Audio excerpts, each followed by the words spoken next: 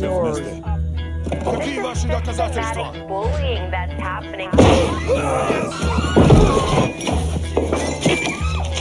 And they believe that Cocaína.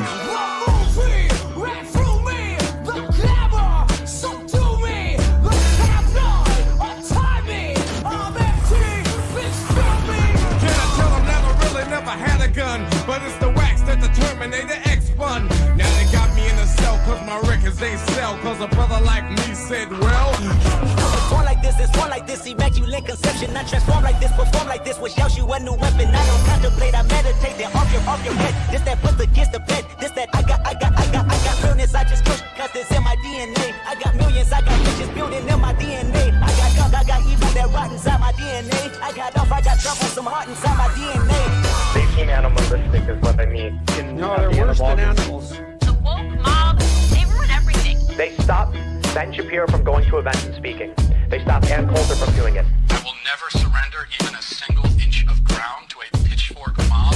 You never cave to the mob. We will never bow to the mob. Ever. No matter what. Do you see the final expression of cancel culture in terrorist groups like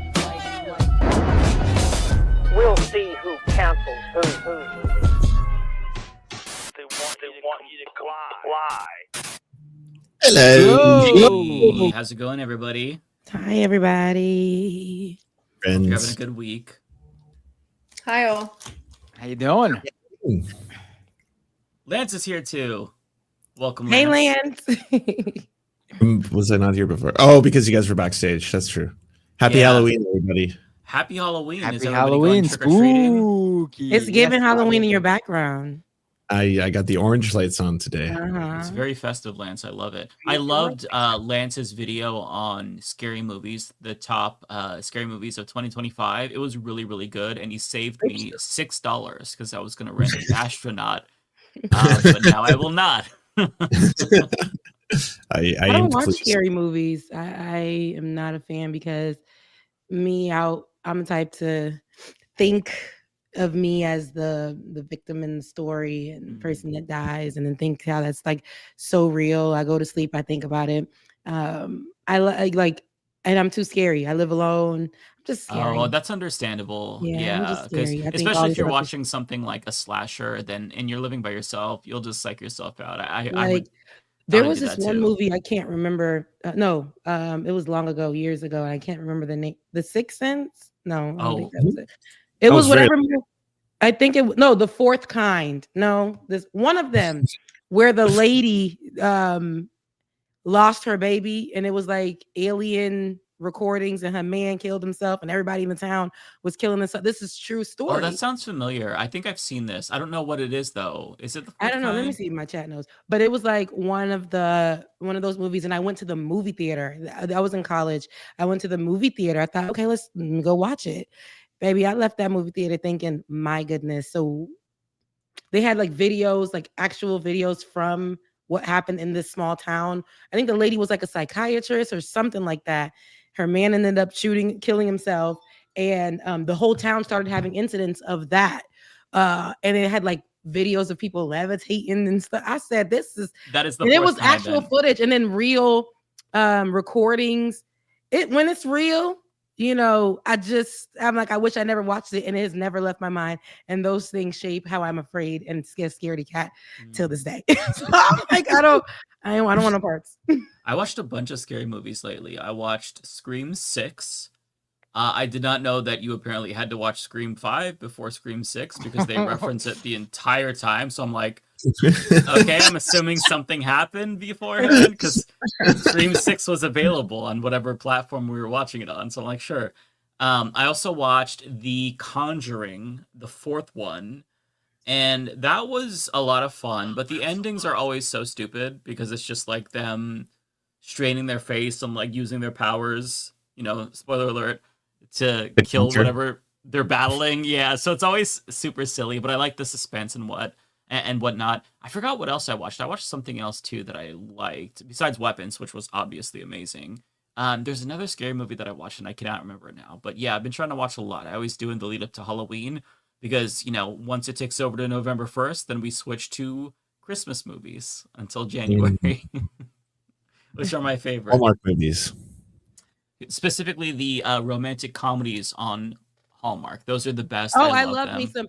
So I'm a Hallmark girl. Listen, those help my nervous system pull it down, help control it, relax it. I started watching. I look for fall movies, right? So in November, and they have like far a little bit. They don't have much, but it'd be the same 5 every year. And I watch, on Hallmark. I always look for, do they got a black character? And then I pick it like that. And then like when I watch it. Do they ever though? I feel like I've only seen white people on those. It's like I said, no, they're only white people. But then lately, I think like 2020, I want to say they've started like adding black centered fall or holiday movies on there. So they're on there. Oh, wow. It's just very few. I know them by heart. Good for them for finally acknowledging that black people exist. Because I always watch Hallmark. But then I realized, dang, I've been watching this just white people. But then I'll look and search. So for the past like few years, I'll search for, do they got any black movies on here? Like, and it'll be some on there. And I've watched a few. Tamara, she's on like 2 of them. Brandy.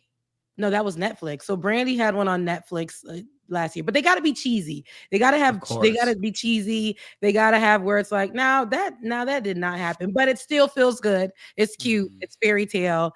And it's think that conservatives would like these Hallmark movies because they can envision the white ethno state that they've always wanted. It's just all white people. So it gives very, now that I know how conservatives look and how they are, a lot of those movies have what they look like. This is their lives. It has a lot of conservative things in them. I'm like, I need to, try to remove my mind from that. But I'm like, who made this movie? Where's the background on it? Who's the director? Probably AI these days. What I love about the Hallmark movies is that YouTubers like Curtis Connor will review them, and the reviews are the best thing ever. That's my favorite thing about the Hallmark movies. That's the only way that I watch them is through like YouTubers shitting on them. That's what I think really gives me a lot of entertainment. Yeah. I don't want to ruin anyone's magical Hallmark experiences, but when I used to work in the film industry, and I'm going to try my best to separate myself. Have your way.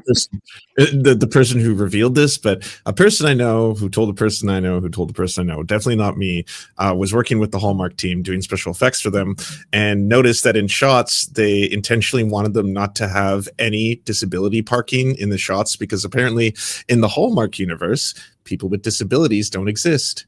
So that was a thing. The cinematographer had to keep in mind when filming the parking lot shots. That's very bizarre.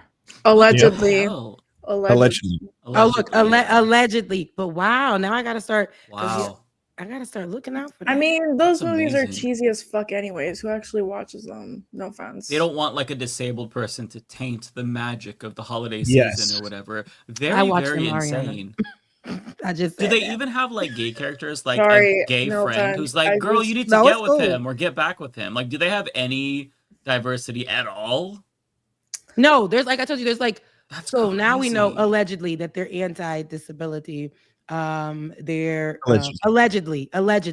But I told you I had to search, and every year they added like one movie. I think one's called The Girlfriend's Trip. I know these things by name. Like there's just a few with black led actors and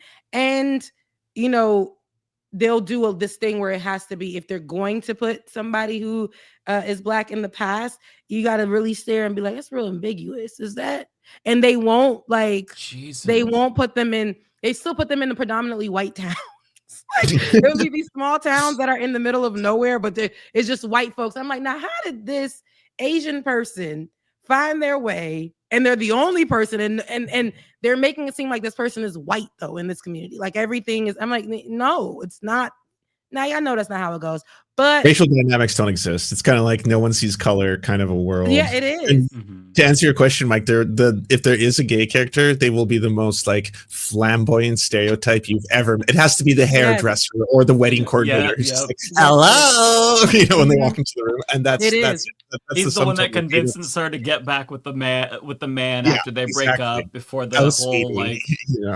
I'm glad that they don't put gay characters in it, because if I saw that, it probably would make me homophobic low key. I just wouldn't. Not because of like the flamboyancy, just because like their portrayal of gay people would be like vomit inducing, and then my mom would see it or something, and she'd be like, "Is this how it is, Michael?" I'm like, I don't know. I don't ever leave home. The fuck am I supposed to know? I don't know what it's like. These what the gay are like. Yeah, I don't know what gay people are doing. I know what I'm doing. Well, okay. So on the politics side of things, we actually got some kind of good news.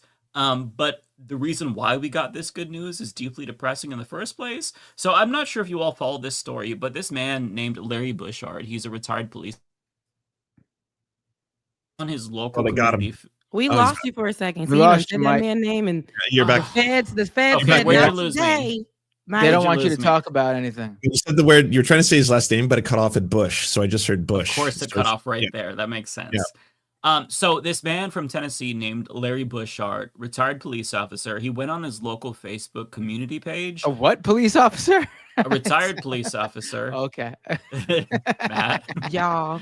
And so he was posting a bunch of memes about Charlie Kirk, just like shit posting, and he ended up getting arrested and spent 37 days in jail, just released, I believe, yesterday. I remember because this the meme in particular that he shared, it was a quote of Donald Trump saying we need to move on. This was a quote about a school shooting, and so he was basically creating this hypocrisy burn of Donald Trump, who's we need to move on with Charlie Kirk. That's like the point. That's the gist of it. But they had charged him for like endangering like a school or making a threat to a school. I'm not sure what the exact charge was, but finally, once there was some news stories about this, they released him. This is insane because I didn't think that we would get to arresting people for memes until like year 3 of the Trump administration, but here we are. And I do have a news report if you guys wanted to learn more about this. This is a local report.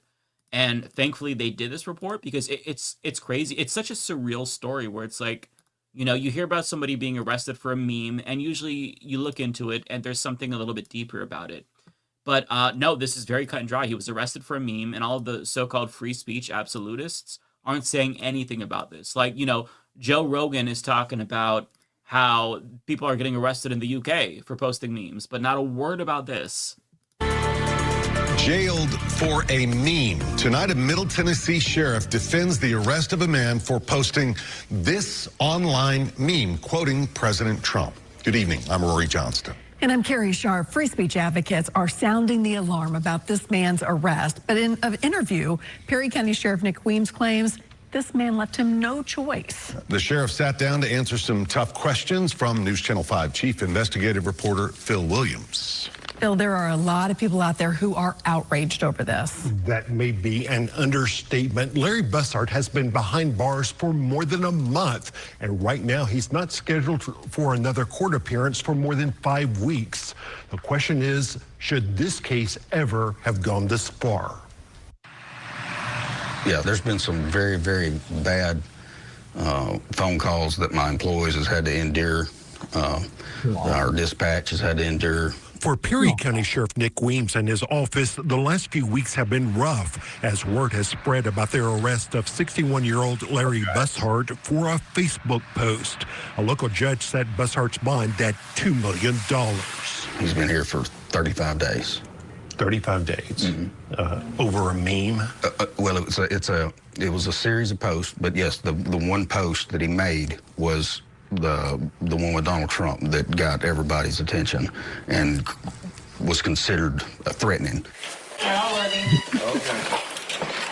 Okay, I just gotta say, like, this guy, how is he? Great screenshot. Because he sounds like a baby. Now he looks like one. Okay, you are doing this man so dirty. He deserves to be done dirty because how is he getting on TV and saying, yes, I arrested this guy for a meme. I'm the one who signed off on this. Like if he you wants see, to be seen. He wants to be known. right, He wants he's that to be proud of attached to his this. character. He wants his subjects to know in this particular county that if you dare to criticize dear leader Donald Trump, neck pussy president, then you will be arrested. Or if you talk about Charlie Kirk in a way that they don't approve of, you'll be arrested. This is the most brazen violation of the First Amendment in such a long time. And in this era, like, or I shouldn't say it's such a long time because it's happening a lot, but like, it's so cut and dry. Like, this dude should be sued into oblivion. He should be fired. The way that he violated this man's civil liberties for a fucking meme. And you would think that there would be some camaraderie there because the dude who posted the meme is a fucking retired cop, but he's like, nope, you're not part of the cult, so fuck you. It is so crazy to me. I hope that they have the body cam footage. I haven't seen this whole news report, but the police officer who showed up with the warrant was like, I don't know, says it's over a meme. It's like, it's so, like, even the cop is in disbelief that this dude is being arrested for it by this disgusting pig human hybrid, mostly pig though. Threatening. Okay. Thank you. Local police took Bussard into custody at his home in Lexington, Tennessee on September 21st based on a warrant issued out of Perry County. The one-time cop is one of those rare liberals in rural Middle Tennessee and a keyboard warrior known for posting progressive memes like these. Keyboard warrior? This is what they charge you with. Threatening mass violence at a school. At a school? It's referring to a school. I have no idea. That's what they've called us for, and I ain't got a clue. I played on Facebook. I threatened no one. I know you don't give a damn. This is the meme that landed Bussard in jail. He posted it as part of a discussion about Charlie Kirk's murder. The meme quotes Donald Trump saying, "We have to get over it." It was exactly what the president said the day after a deadly school shooting in Perry, Iowa. That's the meme that he posted, correct?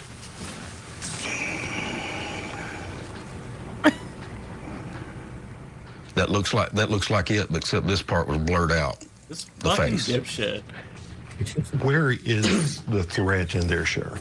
America's finest. Sheriff Weems says some in his community took the reference in the Trump meme to Perry High School to be a threat to shoot up Perry County High School, which had recently had to deal with a threat from a student.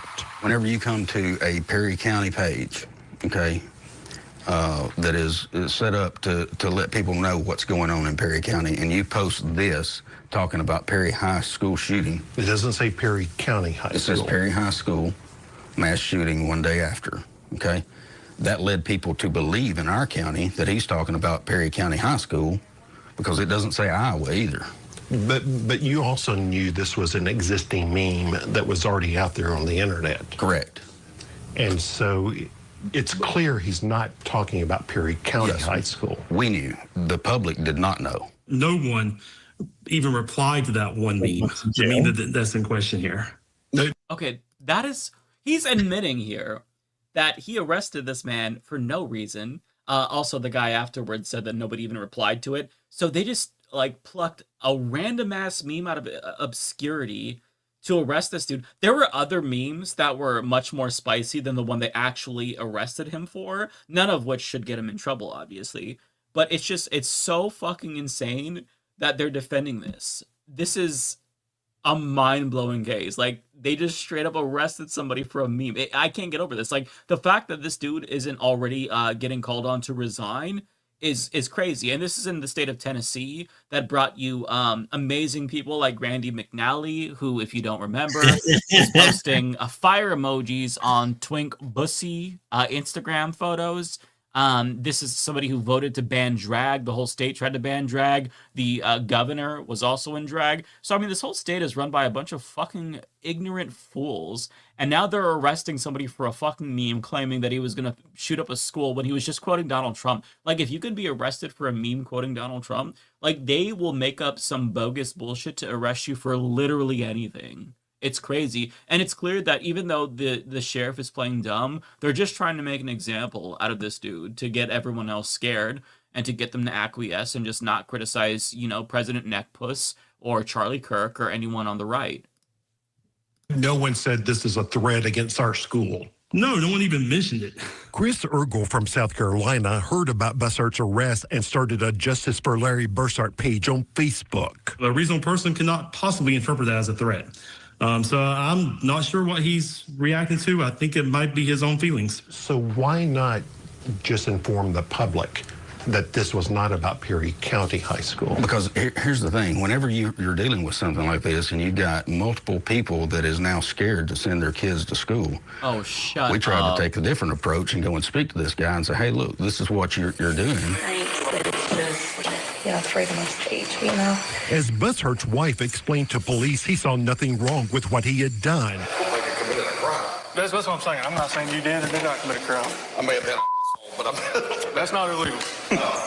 All of this could have been avoided, the sheriff says, if Bussard had just deleted the meme that people in Perry County had found so objectionable. Whenever we sent Lexington Police Department out to speak to him and he refused to do that, I mean, what kind of person does that? What kind of person just... What kind of person sends the police to his house for a fucking meme?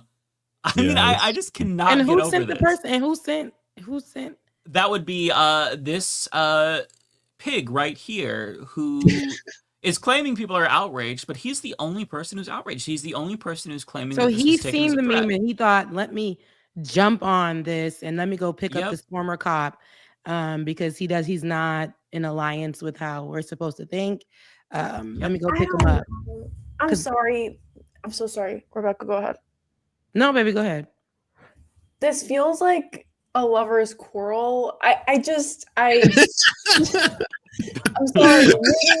Maybe he fucked his wife. I don't know. I just refuse to believe that this is like it. You know? I hope that it's a lover's quarrel, and I hope that this guy's wife got fucked by the Busmeister. But if it's not, and it's as cut and dry as it seems, then this dude better sue the shit out of this police department. I was like, get the coin. Yeah, he better become a multi-millionaire because that is not okay. It's just giving like a personal like cop on cop vendetta. Maybe Like he was waiting for it to be him. Right, and exactly. This was the moment. Exactly. Maybe they're lovers. Maybe one of them loves the other one's wife. Maybe, I don't know. Maybe one of them gave someone a parking ticket. I have no clue. It's just, I just feel like this feels personal. Like this, and I'm only saying this because I am I'm a reformed petty woman. So like, it just sounds like, you know, if someone were to piss me off enough, you know, when I was like maybe 20, it sounds like something that I would consider doing. You know what I mean? Mm-hmm. I didn't think that until you said it. Now it's all I can think about. Like, Yeah, I think there's a chair involved or something. That makes here. a lot of sense. Yeah. And you can tell just by looking at this guy that he is immature. He never mentally matured past the age of like 14, if we're being generous. I was going to say 6. I mean, yeah, it could be something like that. That would at least make me feel better. It helped me to cope, you know, knowing that somebody wasn't literally arrested for a meme. It's just crazy because the way that and to add like some more fuel to your theory, Ariana, the way he like is incapable of defending it, like he's not very smart, obviously, but you think that he would come up with something better. Like, oh, I got an anonymous report from somebody that felt like their kids were in danger. But he's just like, he's fumbling. Like he can't even articulate any legitimate reason why this was perceived as a threat to anyone, especially since nobody saw the meme and even interacted with it on Facebook. It's just very suspicious. I don't know. The fact that he said all he had to do was delete the meme makes it seem like it is related to politics more than any personal thing. This is a guy who clearly is a Trump fan and was pissed that someone he sort of knows, I guess, is not, and he wanted to take it out on him because I guess he doesn't like him to begin with. Yeah, I feel like there's more to the story, and I want to find out more.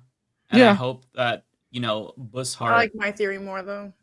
I do like your. No, theory, I mean, I think there's something. I think you're right that there's something more there, but I do think it's probably. I mean, maybe it is a combination of both, where this guy's a big Trump fan, doesn't like that the guy who his wife cheated with just talking shit about Trump and decided that that's how he's gonna get him. Yeah, I mean, I will say Larry has suffered enough. Okay, I didn't know if his name was Bushart or Bushart. Just let him go. Like, let him live his life. I mean,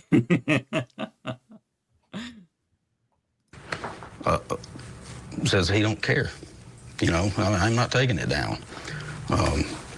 Maybe a person who doesn't think he's done anything wrong. Well, in TCA's eyes and our state legislatures that's put this law forth that come out July 1st, 2024, says otherwise. As for Weems' statement that Bussard would not be in jail today if he had just deleted the post, Chris Ergel says that shows it was never really about any threat against Perry County High School. That's a good Pretty point. much tells me he doesn't consider it a threat. If you think it's a threat, why would removing it make any difference?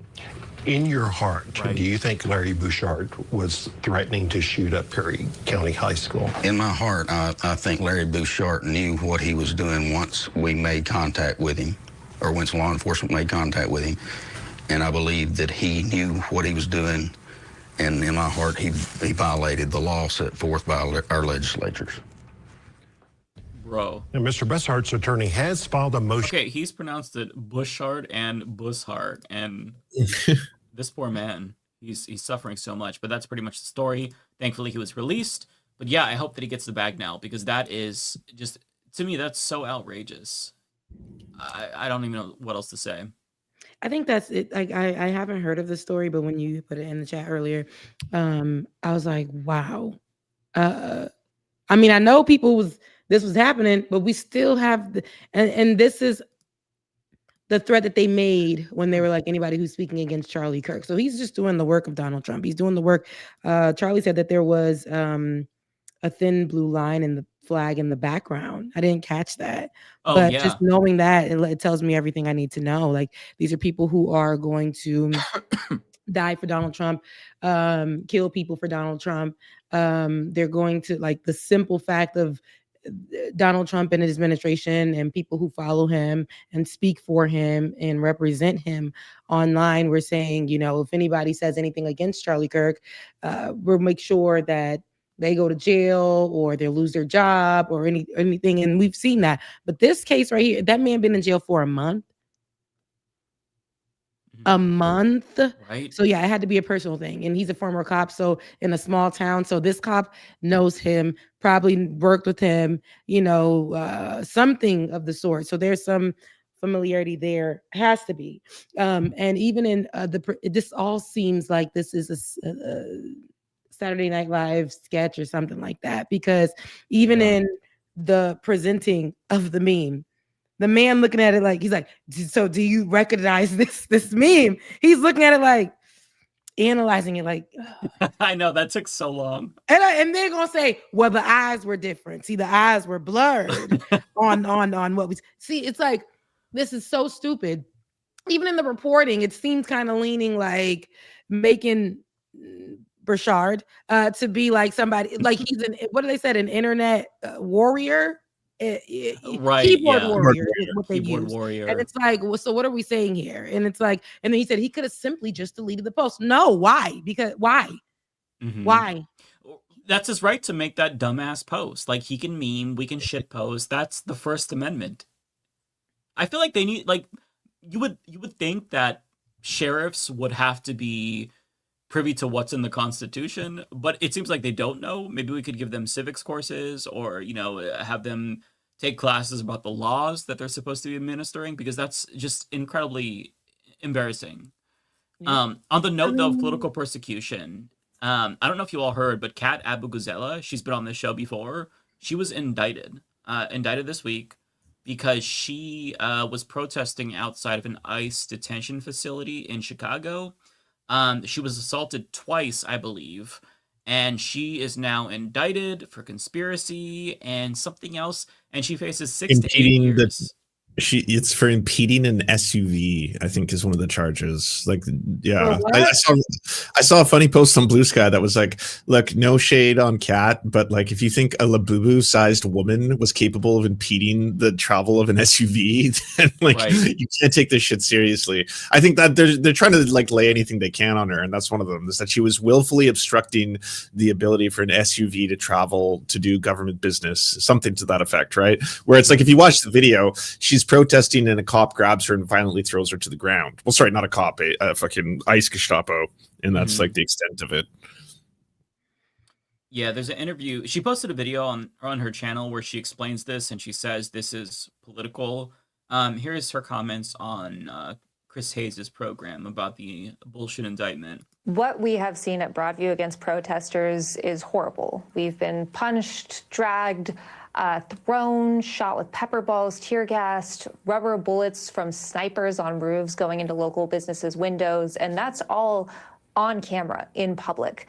The reason we are protesting, the reason I was protesting, the reason that I have been federally indicted is because what is going on behind the closed doors of that center is immeasurably worse than what we are dealing with on camera. And that's not fun. Like, don't get me wrong, being thrown to the ground hurts. But our latest eyewitness description of what's happening in the Broadview Processing Center talks about people coming out in stretchers, going into cardiac arrest, being denied water. We've known before that they are denied beds, that pregnant women and grandmothers are sleeping on concrete floors, that dozens of men are in a single cell, held for days or weeks at a time without hot meals or access to hygienic facilities. And so what I really want to stress is the reason we are out there protesting in the first place, the reason that ICE continually abuses people, and the reason that there are people to abuse because they are standing up, is because the most vulnerable communities in Chicago are being terrorized by ICE, and ICE is committing crimes against humanity against them. Yeah, True. That was really well said. And what they're doing oftentimes is you see there's like a line. They'll have this blue line and you're not allowed to cross it, but then they'll pull people over the blue line. There's videos of this, and then start beating them. So what they're doing is illegal. The way that they are violating civil liberties and civil rights, the way that they refuse to identify themselves, refuse to present warrants, specifically judicial warrants signed by a judge. They've been arresting elected officials. They arrested an alderwoman who was simply asking for a warrant for somebody that they were trying to arrest in a hospital, who was there in the first place because they were actually injured when ICE was trying to arrest them the first time because they're so brutal. They have been reprimanded by judges for using chemical weapons against protesters without giving proper warning. Like, there's all these protocols that you're supposed to follow, right? Like, you should never be allowed to tear gas American citizens. That is a chemical weapon. But you know, if you're going to do that, then you have to announce it. You have to give 2 verbal warnings. They didn't do that. So the entire agency is lawless. They're violating people's constitutional rights, including the constitutional rights of immigrants, which they do have. Everybody has constitutional rights. If you're in the jurisdiction of the United States, you have rights. And everything that they're doing is illegal. And as she said, a crime against humanity. So what they're trying to do more and more is cook up charges against activists to try to dissuade others from joining the protests. I don't know if you all saw, we didn't cover it on the show, but a few weeks ago, maybe a month or so ago now, there were some Code Pink activists who disrupted a dinner that Trump was at and accused him of war crimes and crimes against humanity for supporting a genocide. And now, I believe it's DHS, they're trying, or not DHS, the DOJ is trying to bring RICO charges against those people, as if they're fucking members of the Mafia. So they're trying to scare the shit out of people to get them to acquiesce, to get them to back down and not protest. And it's incredibly transparent. So that's what I think that these charges against Kat are about. They're indicting her, and, you know, she's facing like a max of 8 years in prison, I believe. So that way you see that and you think, oh, okay, well, I was going to protest, but now I'm not. And that's literally what this is about. It's authoritarianism 101. You make examples out of people, so you scare the rest of society into compliance. It couldn't be more cut and dry. Yeah, it's this empowering ICE to be bigger, and the fear mongering for people to be afraid of them. It's getting out of hand. The first case, what were we in back in May when LaMonica McIver, I believe, she went to one of the facilities and also indicted on charges that she pushed. Remember, she body slammed Right. the ICE, and this did not happen. This is not alleged. They made this up after we watched it off of countless cell phone footage, actual news footage for people who were there from the news. She was pushed herself, actually, She in the was video where they pushed. claimed that she was assaulting They somebody. put their hands on her, and the community rallied around her to try to protect her. And they were going over there to see the conditions of the facility, which was reportedly out of control, missing folks, all the things. And as a leader, right, that's what they're supposed to do. And here they are, and the words that were used were like body slammed ICE. Again, how is that possible? Well, first of all, we've seen it, and that didn't happen. And her being indicted is absolute crazy work. And even with Kat facing up to 8 years in prison, these are our leaders, our reps are, and they want to let us know that we'll get them just like we'll get you. And you guys compared to them are nothing, and we'll get the leaders are nothing to us. And because they're trying to protect you, they're breaking these made up laws that we're just putting out there. ICE is bigger than anything and everyone. And that's where our protections are going to go, are for ICE, no matter the case. So they are able to go out, cause destruction, fearmonger, literally hurt people, go to Black and brown communities and ransack their homes and zip tie babies, right, in the middle of the night. And We're citizens, by the way, too. This is what they can do. And we're gonna start here. ICE facilities have already had people who died or been a thing before recently. But now we're hearing they're displacing them. We don't know where they at. No information, losing their information, losing immigrants while they're placing them somewhere where their families don't know. And they're so abusive. And like you said, Mike, they're covering their face. We can't see who they are. They're covering their face. Some of them immigrants themselves. Some of them immigrants themselves who have decided that this money is better than me protecting my family or people who look like me. I will accept this money. The money that they've invested or poured into ICE over the past few years under Donald Trump, not only under this administration, but his back in 2016.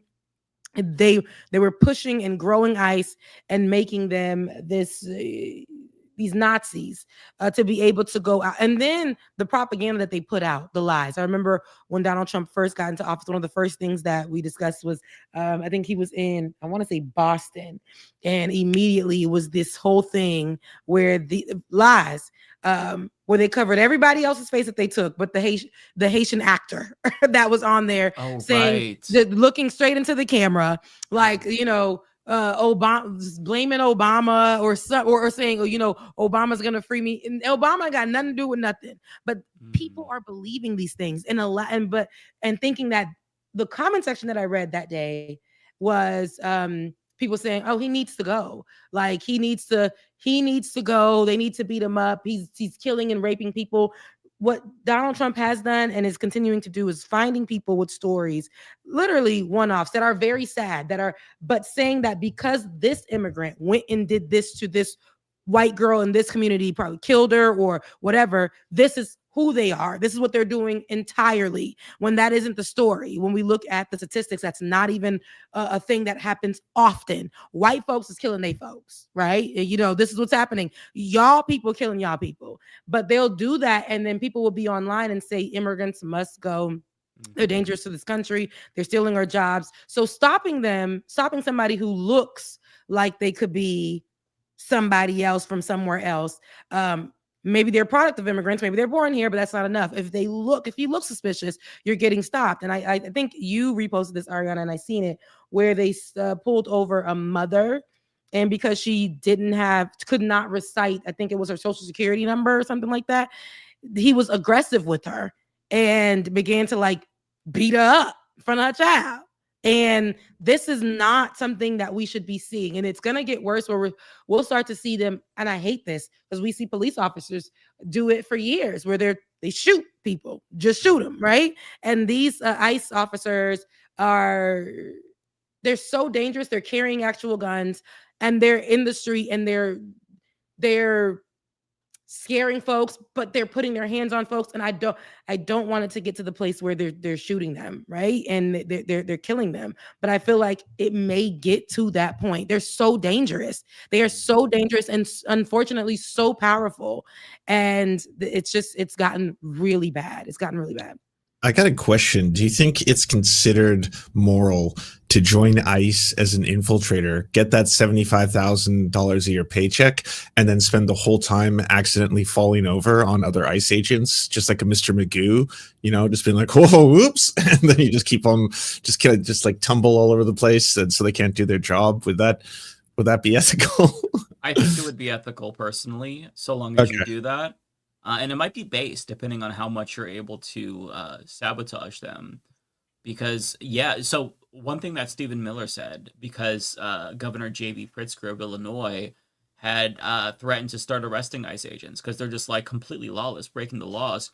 Stephen Miller went on TV and said ICE agents have federal immunity, which that is not a thing. They're not above the law. They don't have federal immunity. So with Lance's recommendation, Stephen Miller, the boss, the shadow president, says you have immunity. So if you get in there and you just like decide to pull down your pants and shit on the floor or on the ground during an ICE raid and fuck shit up, you have immunity. So it goes both ways, right? So.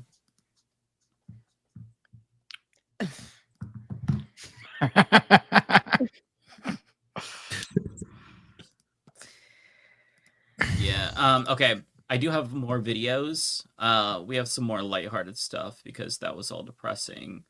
So I don't know if you all saw any of the parodies that the Israelis have cooked up. They did one about LGBTH, like lesbian, gay, bisexual, transgender Hamas. I think we talked about that on the show before. It was basically a parody of the Gays for Palestine, right? It's so bad at comedy. Yeah, the Queers for Palestine originated in Tunisia, actually, which has a really big LGBTQ community. And then they were basically saying, oh, this is how the whole talking point of they would throw you off a building, which is fucking stupid. But now they have a new parody out. I don't know who made this, but this is a parody of Zoran Mamdani, and ironically, they're shitting on him because he is anti-Semitic, but the parody itself is very fucking racist, expectedly so. Let me share this. I don't know. More people haven't talked about this. It is, it's interesting. Oh my God. Yeah. Is that a person in brownface? That's brownface. Yes, that is brownface. Oh my God. Yes. Very surprising to see this kind of racism from, Israelis, but nonetheless. Hi, I'm Zoran Mamdani, candidate for mayor of New York City. To my Jewish friends and neighbors, shalom. Let me start by wishing you all a happy new year, or as you say in Hebrew, Intifada Tova. Cut! It's Shana Tova. You said Intifada. I did? Yeah. Okay, let's do it again. And action. Hey, to all my Jewish New Yorkers, tonight we celebrate Rosh Hashanah with a festive family dinner and dance joyfully to the beloved song, Jihada, Nagil Jihada. Cut! I'm pretty sure it's Hava Nagila. So bad. Of course. Action! I want to reassure you, I embrace all cultures. I love bagels, and I also love Hamas. Hummus. Hummus. God. You just know the writer's room. You can hear it. It's eking out of the sketch, right? Like, what if every time he was about to say something, he said something like related to terrorism? Oh, that's good. Yeah. And then he does it again. Oh, that's so good. That's so good. Yeah, play it. Just the same fucking joke over and over again. It's so bad. Let's keep it going though. I want to see what else they got in store.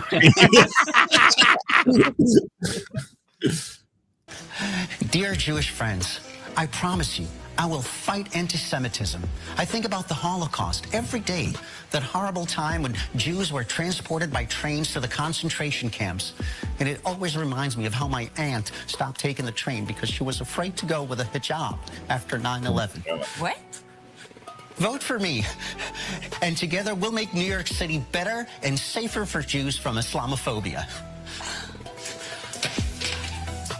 I'm Zoran Mamdani, and I approve this massacre. Message. Wow. Amazing. That is insane. Who Cuomo is just this won the guy? election. I need to know who this guy is so I can ruin his life. Yeah, I want to look up what he looks like without the. I want to see just how No, dark. I need to figure out who that man that is. brown face is. So because it I want is. to ruin his life. Let me share the screen. It is from Ruin his life for him. Israel's channel 12. Also, I gotta say, like that's I like gotta- the SNL equivalent in Israel. I gotta say that there's like it's pretty crazy how like there's a whole Jewish state and they can't find one funny Jew there. What? So we found his page. Is that him? Jewish people in the States are usually the writers of comedies and stuff, and then in Israel, Some of apparently, the can't find comedians one in funny Jew.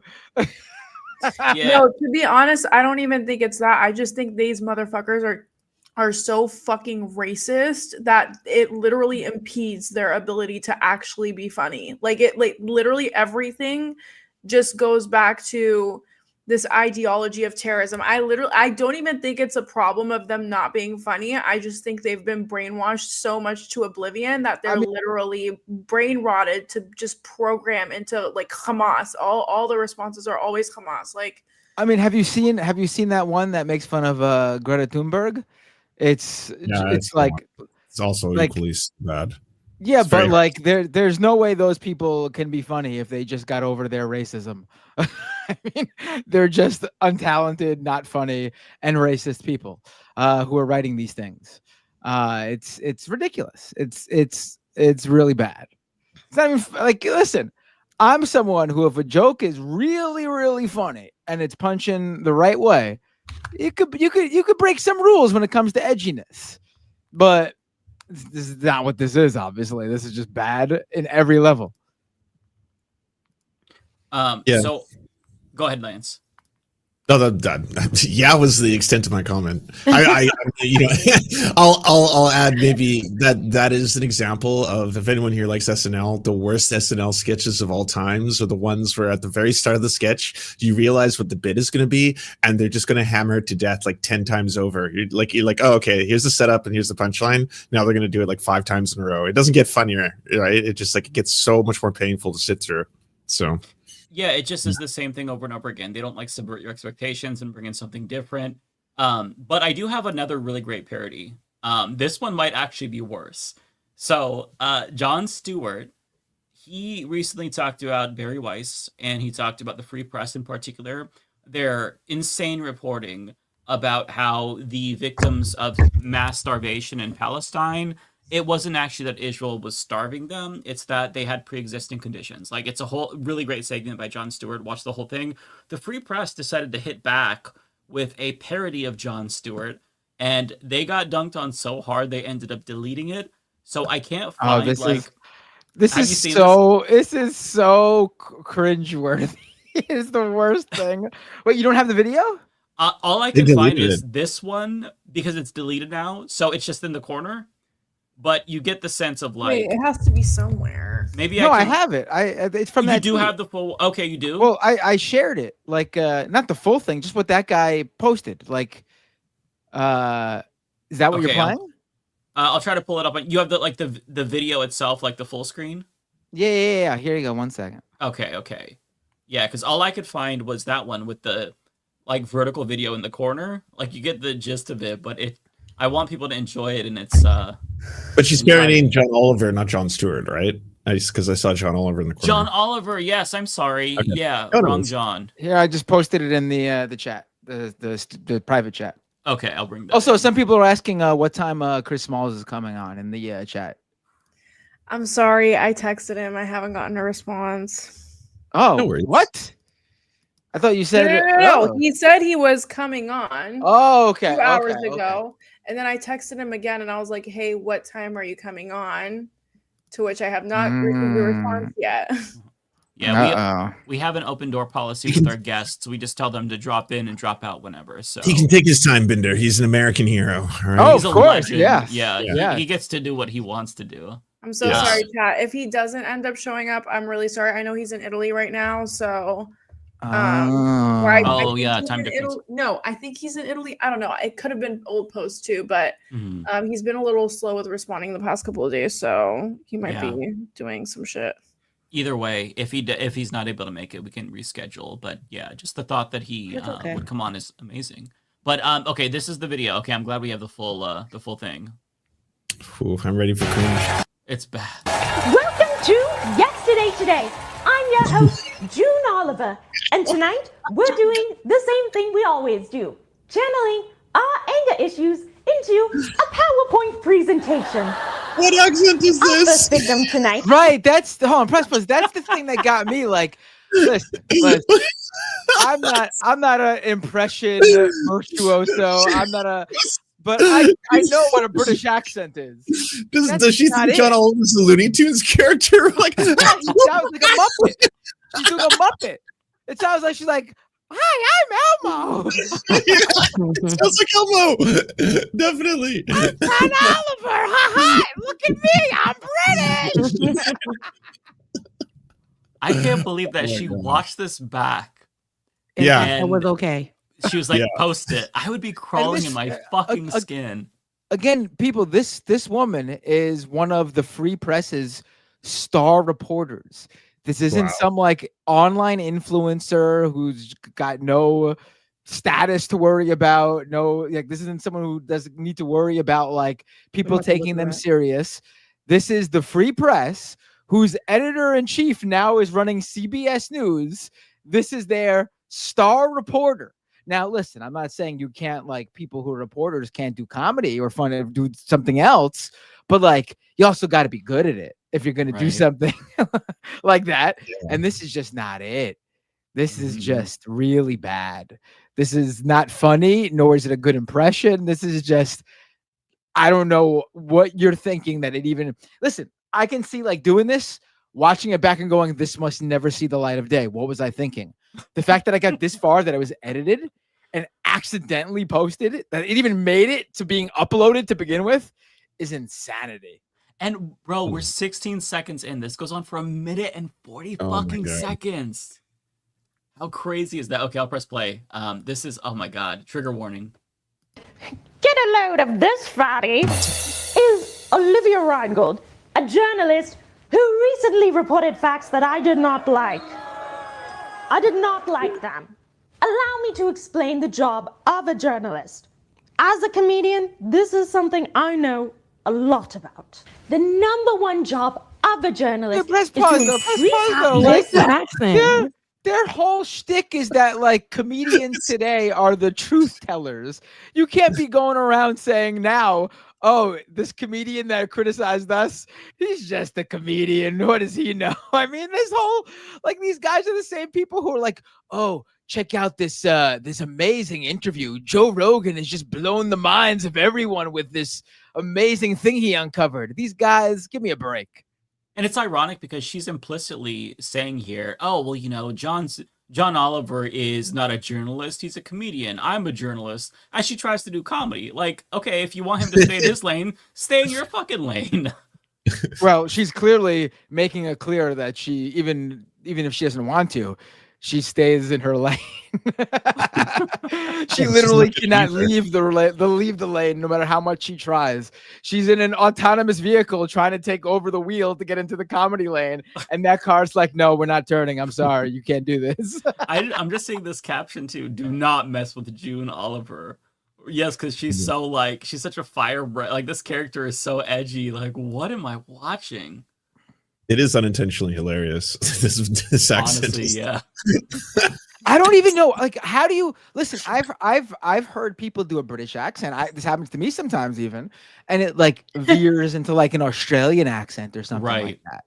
But like, I've never heard like this. I've never heard someone accidentally become Muppet. Elmo or a Muppet. We're trying to, and not even like a Muppet doing a British accent. There is no version of a British accent, even a bad British accent, detectable in this video. It's terrible. Go ahead. Let's keep playing it. And diversity. And when a journalist fails to do that, that is not journalism. That is fascism.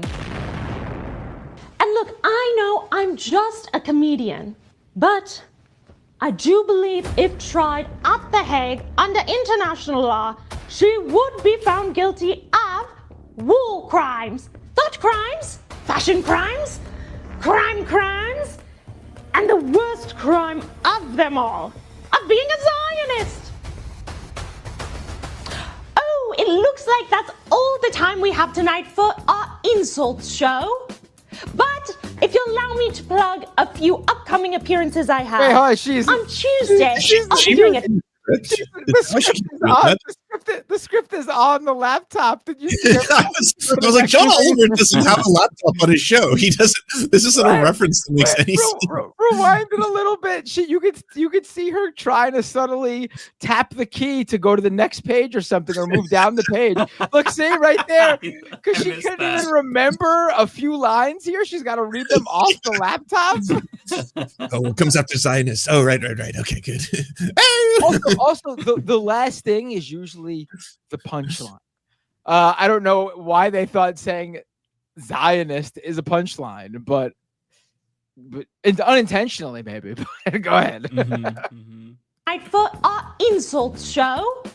But if you'll allow me to plug a few upcoming appearances I have.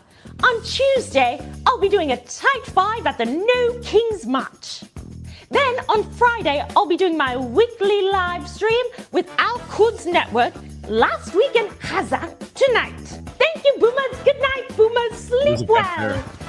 Oh my god, I fucking hate her wig. Like, I want to set it on fire. Everything is terrible. Like, what's with the boomer thing? No, her wig genuinely is pissing me the fuck off. Like, it's making me so angry.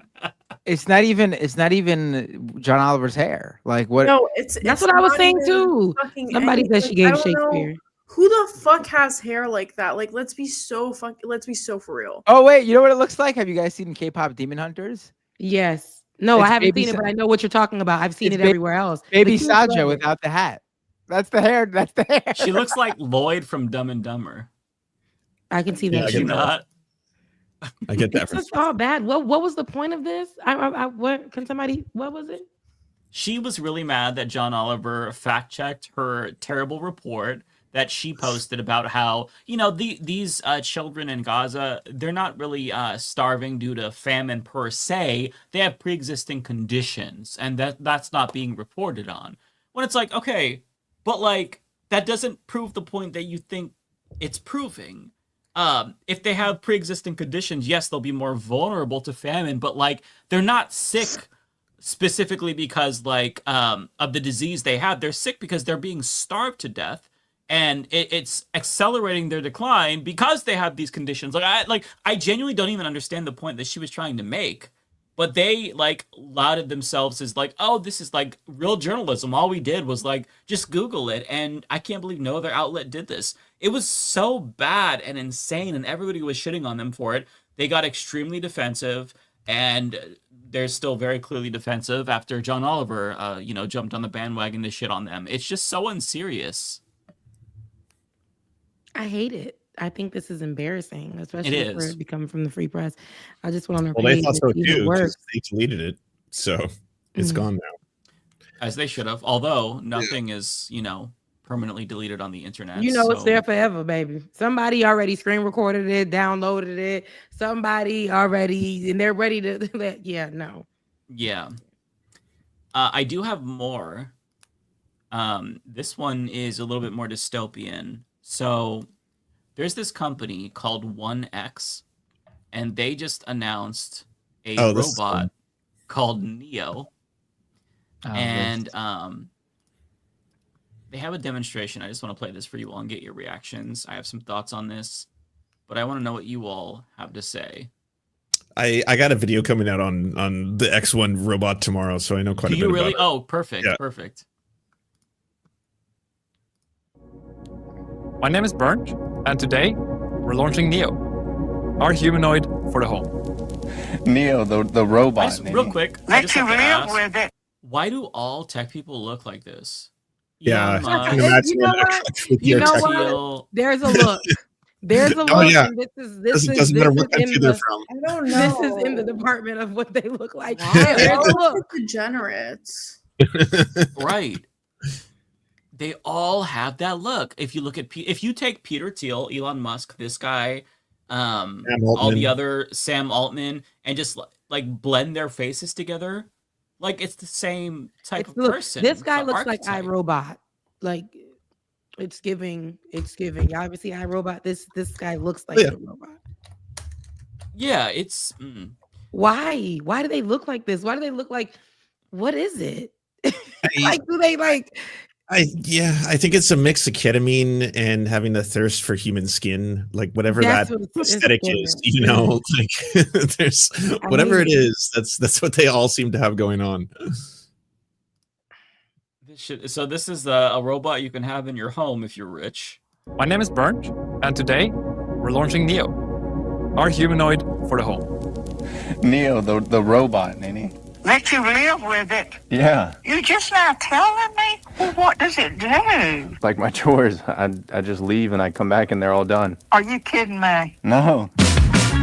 I love how they start by telling an old lady about it. Bitch, she doesn't even understand how to open a PDF file. You're gonna tell her about a robot? Like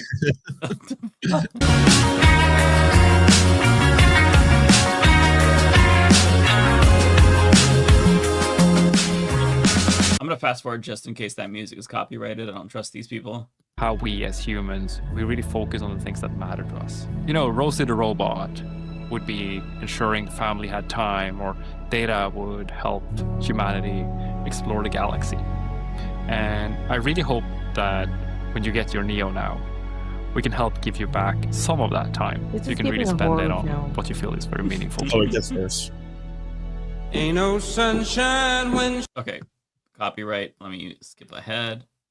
Just for anyone who doesn't know, you can order them right now off the website. They cost $20,000, which to me at first that might sound like a lot of money, but I was like, well, I mean, what they're selling it as is basically a robot in your house that will do all your chores for you. They'll cook, they'll clean, they'll do deep cleans, they'll take care of your grandparents, they'll do everything. And as of right now, it can't do any of that yet, but you can still spend the money to pre-order them to get real excited to be one of the ground floor people. Is kind of the idea. And by the time they get it to market, if it can't figure out how to do something, get this. You can schedule somebody to remotely control it, and they look through the eyes, which are cameras, and see into your house. Like, is that not the creepiest shit ever? That's what the majority of the first line models will do. They need to actually have control farms of people, I'm going to assume in other countries. So it's basically getting people to be your domestic servants in another country to sit there with an Xbox controller and control a robot inside your house with, again, 4K camera eyes that is going to see everything. And that's before they're going to be fully sentient. They're like the first generation people who adopt these. They're going to train their AI on you having like the first kind of models. But like, I can't imagine anything more horrifying than having a potentially, half the time it's AI, the other half of the time it's a real human, like little spy in your home that's just peering around the corners. I mean, make sure you lock the doors if you and your wife want to have some marital sessions. Is all I'm saying. You don't want to peer into the corner and be like, I didn't know that could be an input. What are you doing to her, sir? Like, please stop. It's gonna be some weird shit. But imagine this is just like, it's gonna lead to such dystopian scenarios. Like, imagine you have some sociopath controlling it and it picks up a knife and like they want to stab you or some shit. Like, I mean, it's been on that show. What is that, Black Mirror? They said they put on a few episodes. But I mean, I just don't. It's super expensive. It's not actually fully autonomous. You can't fuck it. Who's gonna want to buy this shit? And why would you want like this in your home? It's like scary, and it could turn on you at any moment. Imagine though, it is somebody human controlling it just to have access to your home or hear information, and they use it. You're part of the research, right? And they're using that on how they're going to put more or how to get them in other people's homes. All of those things, those are valid thoughts. Like, why would somebody do that? And then if it trips and it goes off, we've seen movies like that. And again, I've watched shows that are dedicated to that, like in Black Mirror, very specific, very just like this, like these moments, and people begin to buy them. They're using their last to put them in their homes. Rich people too, they always like to push the envelope, get the best and get the latest and just be the ones that have it. And then what if it does like have a glitch and grab, like you said, grab a weapon to hurt you or start talking to you crazy or hurt your baby while your baby is Their sleeping? contingency for the weapon thing is it's very weak and it can't even crush a walnut with its hands. They show you that, like he tries to break a walnut with his robot hands, and they're like, so this way that he'll never be able to strangle a human neck because he can't even crush a walnut or something like that. Yeah. But if they take like a butcher knife and they just hold it up really high and drop it on your head, it would still cut you if it lands like. And to your point, I mean, they can find a way. Life finds a way. Yeah. I'm sorry. This is, if you have this in your house, this is natural selection. Like, I don't know what else to tell you. True. You want, like, at that point, you're asking for a robot to fucking drop a knife on your head. Like, what the fuck? Like, I don't feel bad for any of these people. Fuck you for pre-ordering it. Fuck you for making this. I just don't. It's just so. What's actually crazy to me is that literally in a couple of days, 42 million people are going to be losing their food stamps all across America. And this is what tech billionaires come up with. They come up with robots that are supposedly trained to, I don't know, do your fucking chores for you, lazy asshole. Like, literally, honestly, support local economy, okay? Just get a cleaner. If you can't afford it, literally clean your apartment yourself. Like, I don't know. This is just it's so pathetic to me. It's so pathetic. It's so just removed from reality. You're a loser. You're an absolute loser if you buy this thing. Like, if I go on a date with a guy and I see this thing in their house, first of all, I'm going to take a picture of it. I'm going to take a video of it. I'm going to post it on TikTok and Instagram. You'll take a video of you too. Block you because you're a loser. Be so for real. I wouldn't even make it inside that. You tell me you have that. I see that in your house. I'm I'm out. Like, no, that'd be blocking you. My block ministry is real. You won't find me. Like, I don't want no parts of it. Well, and like, imagine if you have a cat. The cat's gonna try to trip this thing at some point. If it falls on the cat, that's pretty heavy. It's gonna hurt the cat. And I don't believe them that they want to make your life better. Like, if they were able to pull off what they say, which is to make it fully autonomous, these motherfuckers are going to replace workers. Period. That is the end goal always. It's always about capital. They know that like regular consumers aren't going to pony up $20,000 or $500 a month alternatively for a lifetime subscription. So they're going to sell this to corporations. It's going to be like another automated thing where they stock shelves. They already have robots stocking shelves in certain Well, I was like, warehouses. there's already robots that do that. There's Amazon plants that have fully autonomous stalkers now. Right.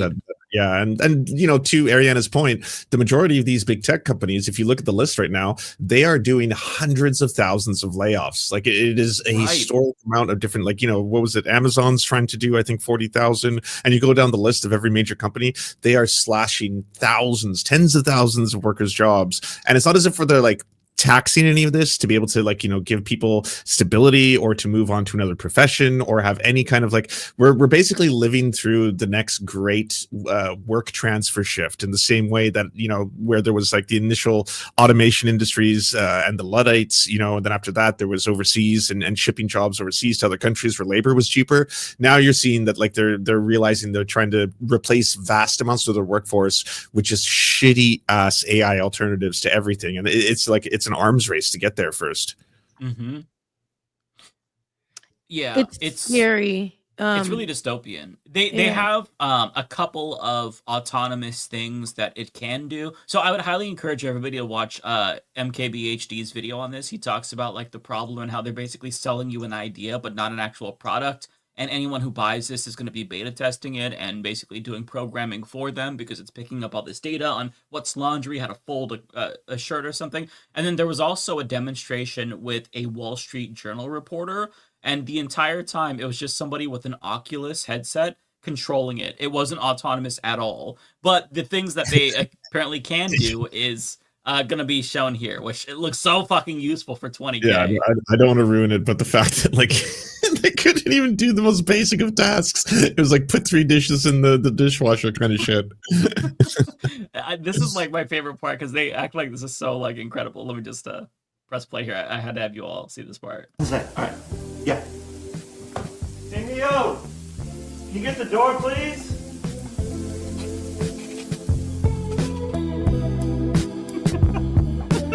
So stupid. No way. Context, this is the most impressive thing it can do in the actual ad. Neo's autonomy works by taking requests like, Hey, Neo, can you take this cup to the sink for me? and breaking it down into simple steps, such as walking to the person, grabbing the cup, and then walking the cup to the kitchen, and then putting it away. Neo's autonomy improves with diverse data and real-world experience. As Neo does more chores, you'll receive updates to your Redwood model that increase Oh the my God, complexity of imagine tasks that sitting Neo in can that thing handle, just such as walking around finding your your house. keys and wallet, or doing a full laundry Find cycle. keys and wallet. Opening doors. Bring groceries. Feed dogs. So it can bring in groceries, but it can't crush a wallet. A wallet.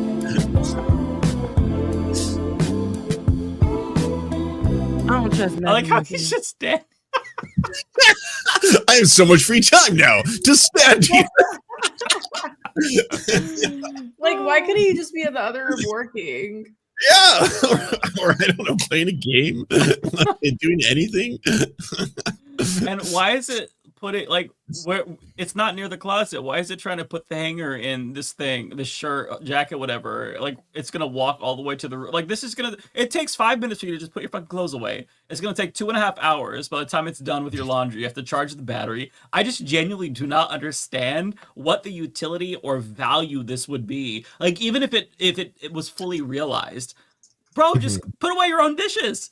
It takes like 5 seconds. Put away your dishes. If you're gone from the house and it could actually do like a deep clean, that would be nice. Because like I don't have maids. I cook and clean I cook my own food. I clean my own house, right? So like I could see like if you left the house and then you came back a couple hours later and the whole house had been like freshly deep cleaned, that would be nice. But like at the expense of having a 24/7 online camera, knowing that there's a person maybe in like Pakistan on an Xbox controller doing it the whole time, like that's grotesque. Like that's such a nightmare scenario. That's like right.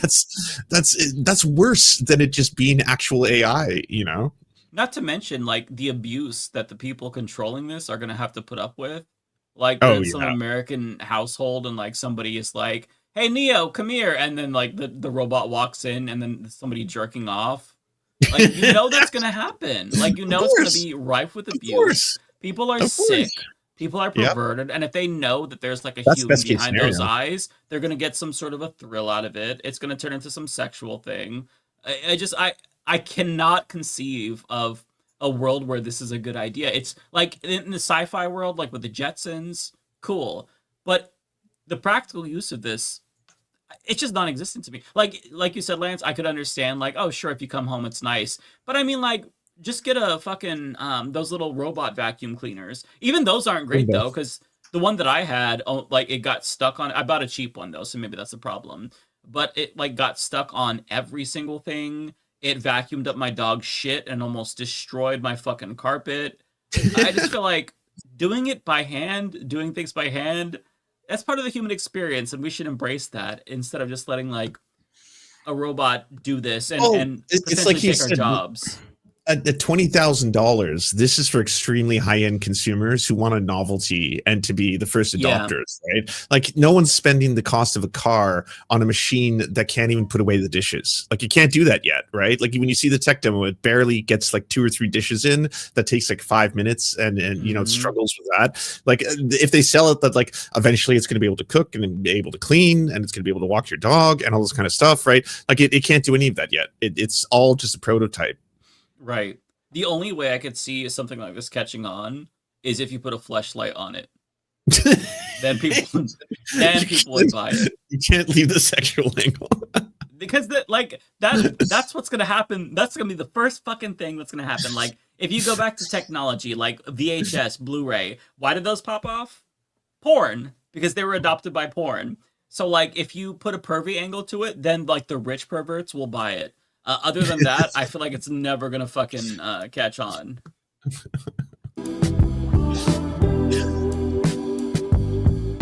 You can put a strap Eventually, on it. Neo will become fully autonomous, capable of helping you with anything around the house.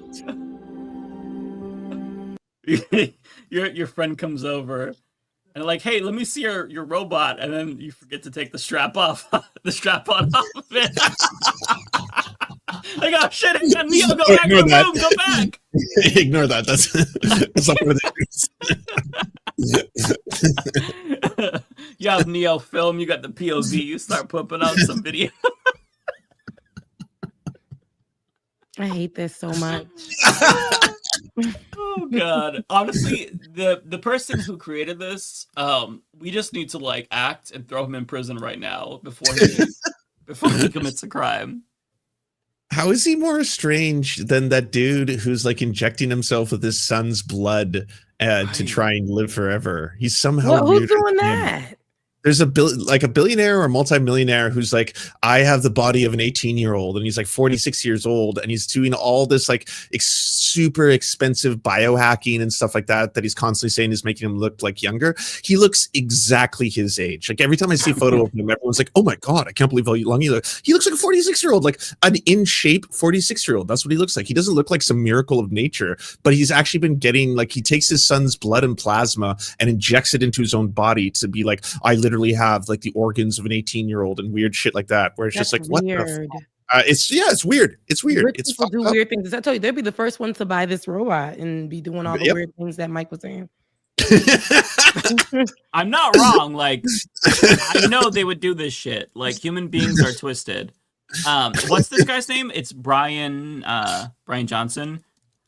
Is that his name? And how old did you say he was, Lance? I think he's 46. Okay, we're gonna see if he looked 46. Ain't he white? Yeah, he's white. Okay, yeah, this is the one that I saw before. Yeah. There you go. There you go. Good job. Good job. That's him. He looks like the tech entrepreneur who sold Venmo. 46. 46. It's giving. He looks like his age. 46. Yeah, he looks like a 46-year-old who 46 works years out. old. Yeah, this you don't looks have the like a body of an 46-year-old. 18-year-old. I'm sorry. Like that's just it's I don't want to have to be the one to break your heart that all these years of drinking your son's plasma did not turn out like the way you wanted. It's delusional. You just look 46, brother. Give your kid back his blood. For $800 million, has spent a fortune on a quest to stay young forever. Don't die is the general theme of what we're trying to do. It's humanity's only objective. He's been open about spending an average of $2 million a year on some of the world's most exclusive health Okay, treatments. if you ever needed a reason to tax the rich, yes, $2 million a year on this shit. We definitely have rejected modern society's approach on food. Right? So, yeah, like it is a pharmacy in here. Some scientists have called his goals unachievable and his methods risky. They didn't know what to call me, like a tech bro or a biohacker. They would be like, that's a crazy, eccentric billionaire. And I wanted to say... He looks like, has anyone played The Last of Us? Yeah. He looks like Abby. In Yeah, he does. That shot, like, does he not look exactly like Abby, especially with the ripped arms and shit? That one Oh, shot, that's yeah. him right there? Yeah, it looks like Yeah. Abby from Last of Us. Yeah. He just doesn't look like Definitely. a real person. Have you guys seen Westworld? Like he looks like one of the Westworld robots. I don't know how to Robots? explain He it. looks like a robot. That's what I'm saying. He looks like the last guy, the tech guy. You guys, he looks like a robot. He looks Everybody like, just looks strange. he has People with the money. same face as the guy, the X1 Neo robot, the same as like Peter Thiel, Elon Musk. Why do they all have the same fucking What's face? going Like, on? They Wait, have Mike, to be you an gotta- alien species. Mike, you got to show this photo of a botched like skin injection that he got. That totally messed him up. So funny. Then he was showing it off. He's like, I had a bad reaction to one of my many experimental surgery. Oh god. Oh my god. Wow. It looks like a 46-year-old woman getting plastic surgery. Yeah. It's like we can see your 46. We can see that you pulled some things back. Some experimental thing. Got some Well, he says it on the right injections.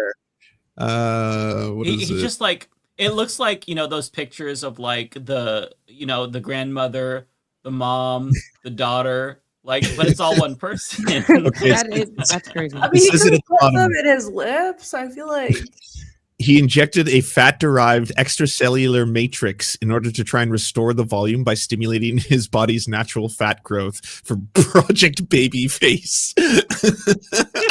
We can see, but I see 46. I see like, when the girls are snatching and pulling and doing what they need to, Yep. But we see 46 right there. Like, Oh yeah, yeah. And he just you're not like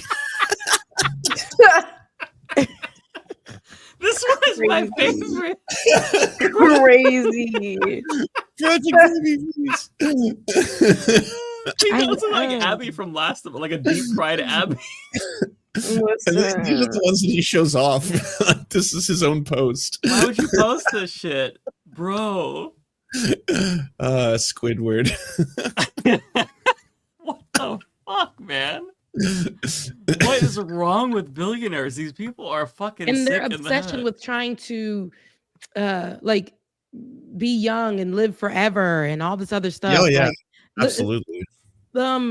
Cancer, all the sickness and life and accidents, they don't care if you're a millionaire, billionaire. You know what I No, mean? money Like doesn't matter. this Mhm. you're spending all of this money. People are hungry. Countries could definitely use it. People are definitely. homeless. They need places to stay. And this is what y'all There's want. cancer research that's going underfunded right now thanks to the Doge cuts. There's so many medical research, like so much medical research that you can fund. That's what other billionaires have done. But he's like, no, I'm gonna put like some fucking chicken grease in my forehead because I think it'll make me look a month young. Like, bro, I want to be weird and take my son's blood and like put that inside of me and tell you guys you could do the same thing. Like, does your son want to be going and drawing his blood to give to you? Like, the son needs to draw the line there. Like, if my dad was like, baby. Michael, I need some blood, I'd be like, Dad, shut the fuck up and take your Yeah, dementia you're pills. insane. Imagine being like lightheaded and weak for a week because you're low on plasma because your fucked up dad wants to inject it into his body. It's so twisted. That's weird. Like, I mean, fathers, am I right?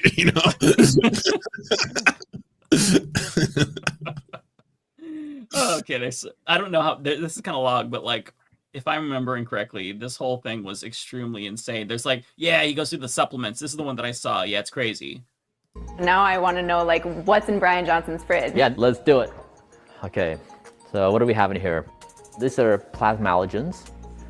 This is a prescription. These are prescriptions. This is a microbiome product. These are my meals. So I have a chef that comes to the house once a week. Nice. And she prepares food for 3 or 4 days. So this is my nutty pudding.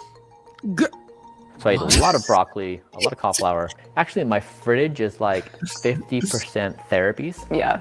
And the other is like 50% vegetables and fruits. Johnson's diet includes 70 pounds of vegetables each month. He says he takes in about 1,977 calories a day. And every calorie must serve a purpose for his longevity goals.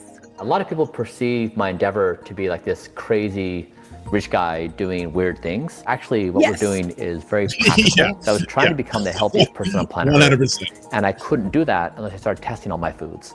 Today, we're going to test 10 supermarket chocolates and determine. Oh no, he's a YouTuber. I forgot about that. Oh no. he said he wants to be the healthiest person on planet Earth. Yeah. And some more news had a great segment on this. It's like the delusion here comes from the fact that no one can afford this shit. No one can spend $2 million on your pills and your blood and your weird injections. Like, no one can do this. Ugh. Does his shirt say fart? Yeah, he's also got this weird kind of like he likes to dress up like a child aesthetic, which is also kind of strange, and gross. He must be stopped. It's giving like some sort of fetish, if I'm being honest, Mm-hmm. more than anything. Although I have no idea because I can't try to like psychoanalyze this Fucking lunatic. How good or bad Oh, they it are says for you. Earth. I thought it said fart. In September, Johnson said Blueprint, his longevity company that sells supplements, powdered drink mixes, and meals, spent $50,000 testing its foods for things like microplastics and heavy metals. We both know that in society, it's very hard to be healthy.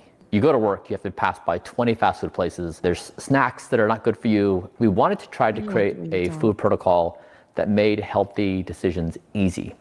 We've basically we've taken the ingredients that have the highest potential for robustness and aging and made it in some easy, pleasant to consume format. And so now with this dish, this is like a superfood, because now you've got nuts, berries, proteins, chocolate, extra virgin olive oil, all sourced from like some of the best in the entire world in one dish. Johnson sells the pudding for $94 a pack for about $3.31 per There it is. There it is. You to taste it. Yeah. Get fucked, Johnson. It's almost like I almost wanna like say oatmeal or something. Yeah, and then one She final hated it. thing is now add She hated the it. 100% pure cocoa. Okay. This is like a generous amount of cocoa. Yeah, so that's 6 grams a day. 6 I grams like of it. cocoa. Isn't that great? a day. Mm-hmm. This is like your dinner. Yeah, so at the dinners, I serve this because it usually is a crowd favorite. In an It's a effort to crowd reduce favorite. his biological like, age "That's and as get good better as it sleep, gets." Johnson abides by a rather unconventional eating schedule. His last meal of the day is around 11 a.m. This is a morning drink. This is Blueprint Longevity Mix, and it has 20 capsules into one drink. This is what you drink Are before those you eat pictures anything on else. his above his stove First thing in the behind morning. him? Oh yeah, Maybe. it looks like pictures. What kind I'm of weird just so shit? happy What he kind of looks this weird? interesting. What kind? It's just. Right. And for a billionaire, even though his kitchen is very big, like the cabinets look ugly. The color choices are very odd, and it looks very dreary to me. And it's worse than like the millennial gray. Like this is like the Gen X like dread brown color. Like it just looks very bad. Remember the brown? The brown kills me. But Yeah. I mean the countertop looks really nice, but then nothing else really like looks exquisite like you would expect in like a fucking billionaire's home. Like But what's weird is the pictures disappear in like a few, like it'd be here and then the next B-roll or footage, it's like the pictures aren't there anymore. Do you guys remember Soylent? Did you ever hear of Soylent? That was really big in the tech world for a while.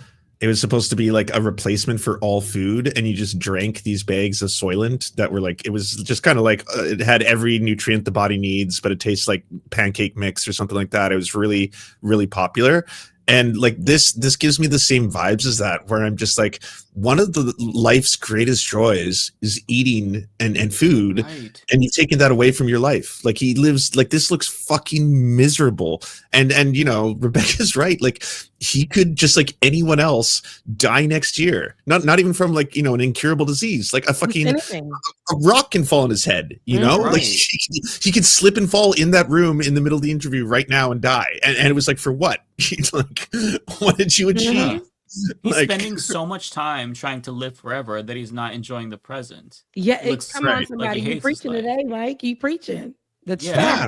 facts. That's exactly Yeah. what it is. They invest so much time in trying to be better than, or like he said, he wants to be the healthiest. He's spending his life trying to be the healthiest person. He said, in planet Earth, right? Because they probably have He plans lived to the go to longest. some other Wants to live planet. longer than any human has before. And then he has children, but you can't tell in this interview. And I bet you that ain't no pictures of his kids on that kitchen backsplash. Like, but they disappear though in the next. And I don't know if it's just there for that moment or was he studying something in that moment? Not sure.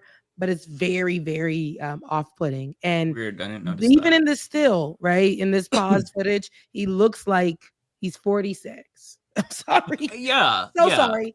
It's just not working. If I saw like this product, if I was like super rich, and I'm like, you know what, I kind of want to try to look younger. But then he was selling it. I'm like, okay, so I have to eat this bland shit, and the results are like you're representative of the results for $94. No, thank you. No, thank you. He's not the best salesman. It smells kind of like Tang. Last meal of the day at 11 a.m. He hates it. Okay. It's not very She's so sweet, full of shit. but it's like kind of fruity. What's the fruity flavor? You like berry? Blood orange. Oh my god. Oh my. Blood. My son's blood. My heart dropped when he said blood. I'm like, oh, he put his blood in it. No. No, it's a blood orange, but it's probably real blood he talking about. My son's blood. My blood. It's blood from my son. Kind of like a daily multivitamin. It contains more than 275% of the recommended daily vitamin C She allowance for hated it, adults, plus magnesium and ashwagandha. Just take a vitamin. All this to supposedly give you more energy, support a healthy metabolism, can get and all aid this- recovery from daily stressors like And ashwagandha is so cheap as vitamin C. Right. 163 per serving. That's actually okay. That's way cheaper than his $100 per plate porridge. But this at is least. first serving, and he's probably selling them where like I don't know. And this is a small cup. Although if you got a multivitamin for like $8, that'd last you probably 3 months. But I mean, if you want to taste his blood orange, you know, it's the most cheapest thing that he's selling. That he has so far. I feel like I'm still getting used to the taste, Mhm. but it's not unpleasant. I personally love That's this not a good drink. sign. It's like one of my No one favorite even likes moments every something. day. Girl, you hate it. We're here in Brian Johnson's pantry. There's some snake oil in here. That's right. Snake oil is the tongue-in-cheek branding for Johnson's very first product, which he debuted in 2023. That's It's a little on the actually nose. just extra Yeah. virgin olive oil. A single bottle costs $35, roughly 3 times the price of similar options you'd find at the grocery store. We're curious to know, you obviously are very famous for taking so many different supplements. Do you have like a favorite that you feel is like the best bang for the buck, or is that not really how the system works? It's really a bunch of things. Yeah. It's really everything in its proper amount is the right way. And so that's what we've tried to do. We just simply said, what has the best evidence and what will do the most good? And then we just put it together. These are my exact pills. It's making Johnson me says he nauseous. takes more than 100 pills a day. He says this costs him around $11 each day, or more than $4,000 a year. But experts say when it comes to supplements, more isn't necessarily better. Yeah, Most it's all longevity doctors recommend adding supplements to a person's routine one at a time, and then carefully measuring the effect, keeping a close eye on how each compound interacts with a person's diet, lifestyle, and medication, and whether it's actually showing some benefit. Now, before we go up the stairs, the risk of falling on stairs is so significant. And if you fall, it can be the most detrimental thing to your lifespan. A nice test of biological age is how many steps you can take in any given moment and still maintain your balance. So typically we take 1 step, you can extend to 2, extend to 3. But if you try 3, then you have to basically extend a certain amount. Yeah. Okay, this is giving. I am an alien. I just learned stairs, and I had to teach somebody to really fully master it myself, and I'm shocked, confident. y'all. I'm in shock that this man is saying what he's saying right now. The stairs. It's the greatest test of your equilibrium. Imagine. Let me show you how to walk the Imagine stairs. explaining stairs. stairs. You've been walking stairs wrong your whole entire life. This is actually how you need to go up and down the stairs. It's 1 floor. It's like, When you if get you're to the third scared, step, that's where it gets tricky. yeah. And look how he's showing off. Look, see, I Yeah. can do 3 steps, motherfucker. Can you skip 2? you still have your I equilibrium. do that when I'm working out. I literally, that's literally what people do with this. Yeah, I know. They're called lunges. This is like don't me know when if I was that's 6 years one. old, and I would like my friends would come over and we'd go upstairs, and I'd like leap to the second stair and then look back like I was the shit. You gotta be careful. Stairs are dangerous. Like, To maintain balance crazy. and then avoiding using the guardrail. And so it That's gives just people like just straight-faced a general truths. intuition. Hello, like, humans. I how can is go their upstairs body too. doing? Pretty impressive. I'm not gonna lie. That's impressive. I'm not gonna lie. Shut the Let's fuck up, try. lady. Okay, Oh, I I'm guess sorry. I have to go for 3. She's so fucking full of shit. Oh, She yeah. wants his money. it's an ad. It's a What you sales said, ad. Ariana? I think she wants his money. Listen, I'm here for the coin too. This is so incredible. Every step is so And the interesting. plasma. I feel it in my hips right now. It's just wow. Why haven't I done this before? Girl, get your coin. It's like, you got any more of that plasma? that blood orange that I said was getting used to the taste. Lady, you know it's nasty. I'm getting used to the taste. You know, he still has the face of a 46-year-old, but maybe he has the dick of a Literally 25-year-old. didn't even like a single thing he gave her. Like, did you not see her? Like, this man is proactively giving her the ick every 30 seconds, and she's still complimenting him. Like, what the hell? She wants the money, but I see her. It's not worth the money, though. Like, I would rather be in poverty than have to deal with this on a daily basis. Like, there's just no way.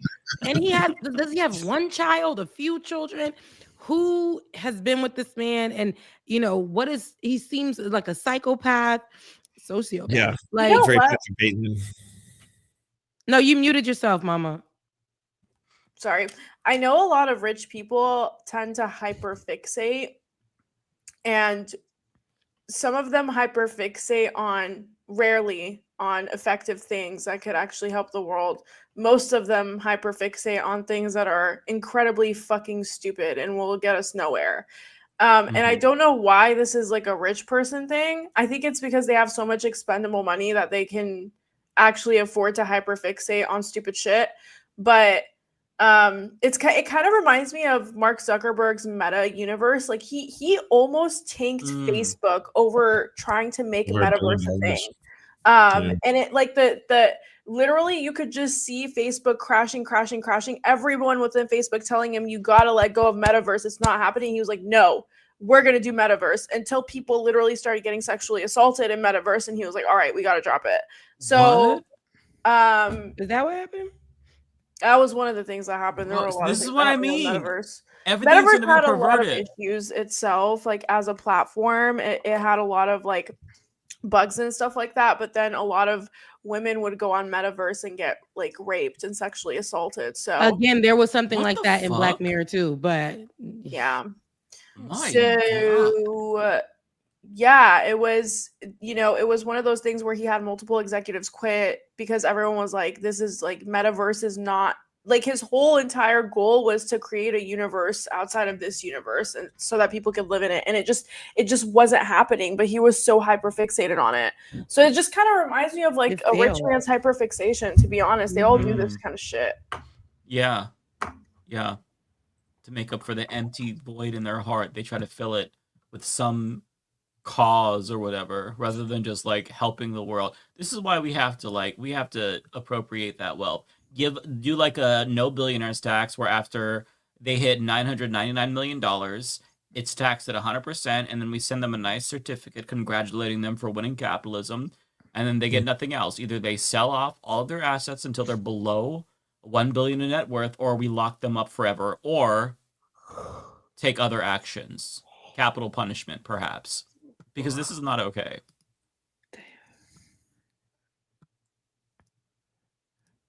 Even though I feel like 2 is the safe. Yeah. So she's trying if you stairs want now. to be safe and do 2, that's also just fine. I got long legs though. What? Oh my gosh. This is not happening. Yeah, 2's good. I'm so tempted by the 3. There you go. Bro, this is an she could just like trip and fall down the stairs, sue him, and Baby, then roll down. she's set for life. Yeah, I would Hit the throw my bottom. fucking self back. God damn, you're in the But these presence are of a lunges. billionaire. But these are lunges, okay? These are lunges. These are lunges. There's nothing. What, he didn't create this. He making people go up the. I do this when I'm working out all the time, especially if I'm working out near stairs or whatever. You gonna try to stress that out. This is what that is. You didn't make this up. There's something special about it. The balance, all of that. Like, he's not even giving us half of what the internet trainers give, right? They're extra. They give you all the information. This man ain't even giving us none of that. This is very basic. This is like, he really wants to be he doesn't even look healthy. He doesn't look healthy. No, yeah, I agree with that. Just he looks eat like something, he's sick. friend. His complexion is really off to me. Like it Yes, doesn't look natural. Washed. Yeah.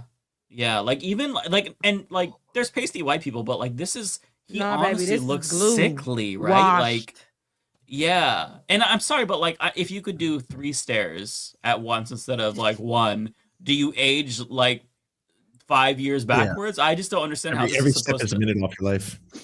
yeah, like how does this help you achieve your goal? It's just so perplexing that this is a fucking like this he's getting attention for this.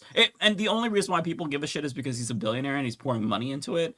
But like if this was just some random mentally ill person who lived in Tuscaloosa, everybody would just like laugh at them. But because it's a billionaire doing it, then apparently it's legitimate, I guess. Yes, I don't know. this is the new way of doing things. This is why people get caught up in so much. They will spin just because this man was a billionaire. They're dumb. They're dumb. They do things like this, and people think it's so innovative, and it's the next thing. And what do the comments say? I get his point. My grandfather didn't do any of the things, and he died in his sleep at the age of 103. One thing I've learned from his lifestyle is his stress-free and peaceful life full of joy and love. That's the secret to longevity. Okay. He's putting out a positive message that no matter how much money you have, you won't live forever. Health is wealth. That's what he's saying? Bro used to be cringe to me, but I actually feel him. I respect his drive to achieve something like this. Big props. Oh my god. Oh my god. He Okay, deserves you so got much all the credit. fucking Andrew Tate dick suckers in this comment. He seems like a very sweet guy. Mike, One bag of speaking of lasers sweet that- guy, you should check out the photos I sent you that he posts. He's also quite notorious for infantilizing himself in weird ways. No. What? What the fuck? What is What the this? fuck is this? What is is that like a Hitler pizza man? I don't get it. That's a Hitler pizza man, sis. That's a Hitler pizza man.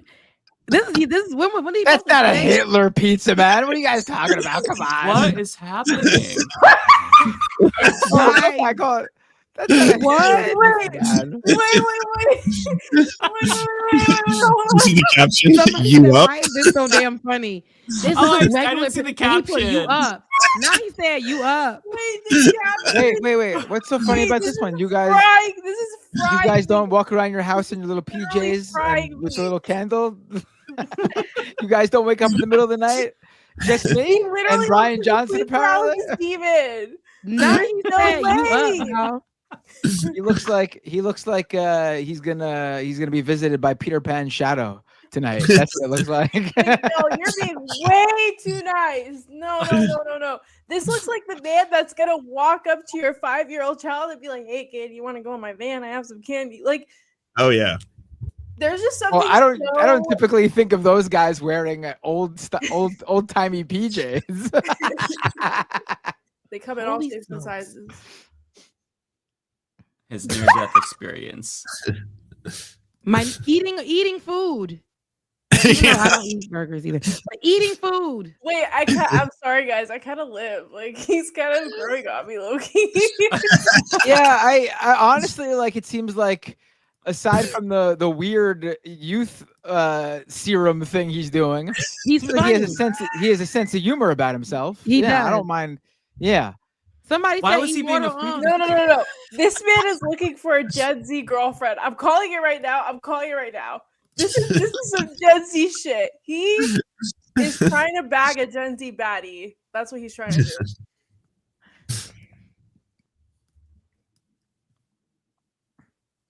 Wait. We can't hear it. Can't hear I it. need the Oh, you can't hear it? The voice. Okay, hang on. Let me refresh it. Oh wait, I have to reshare. Give me 1 second. Oh my! I have too much audio tabs open. Ugh. Okay. Give me a second. Should work now.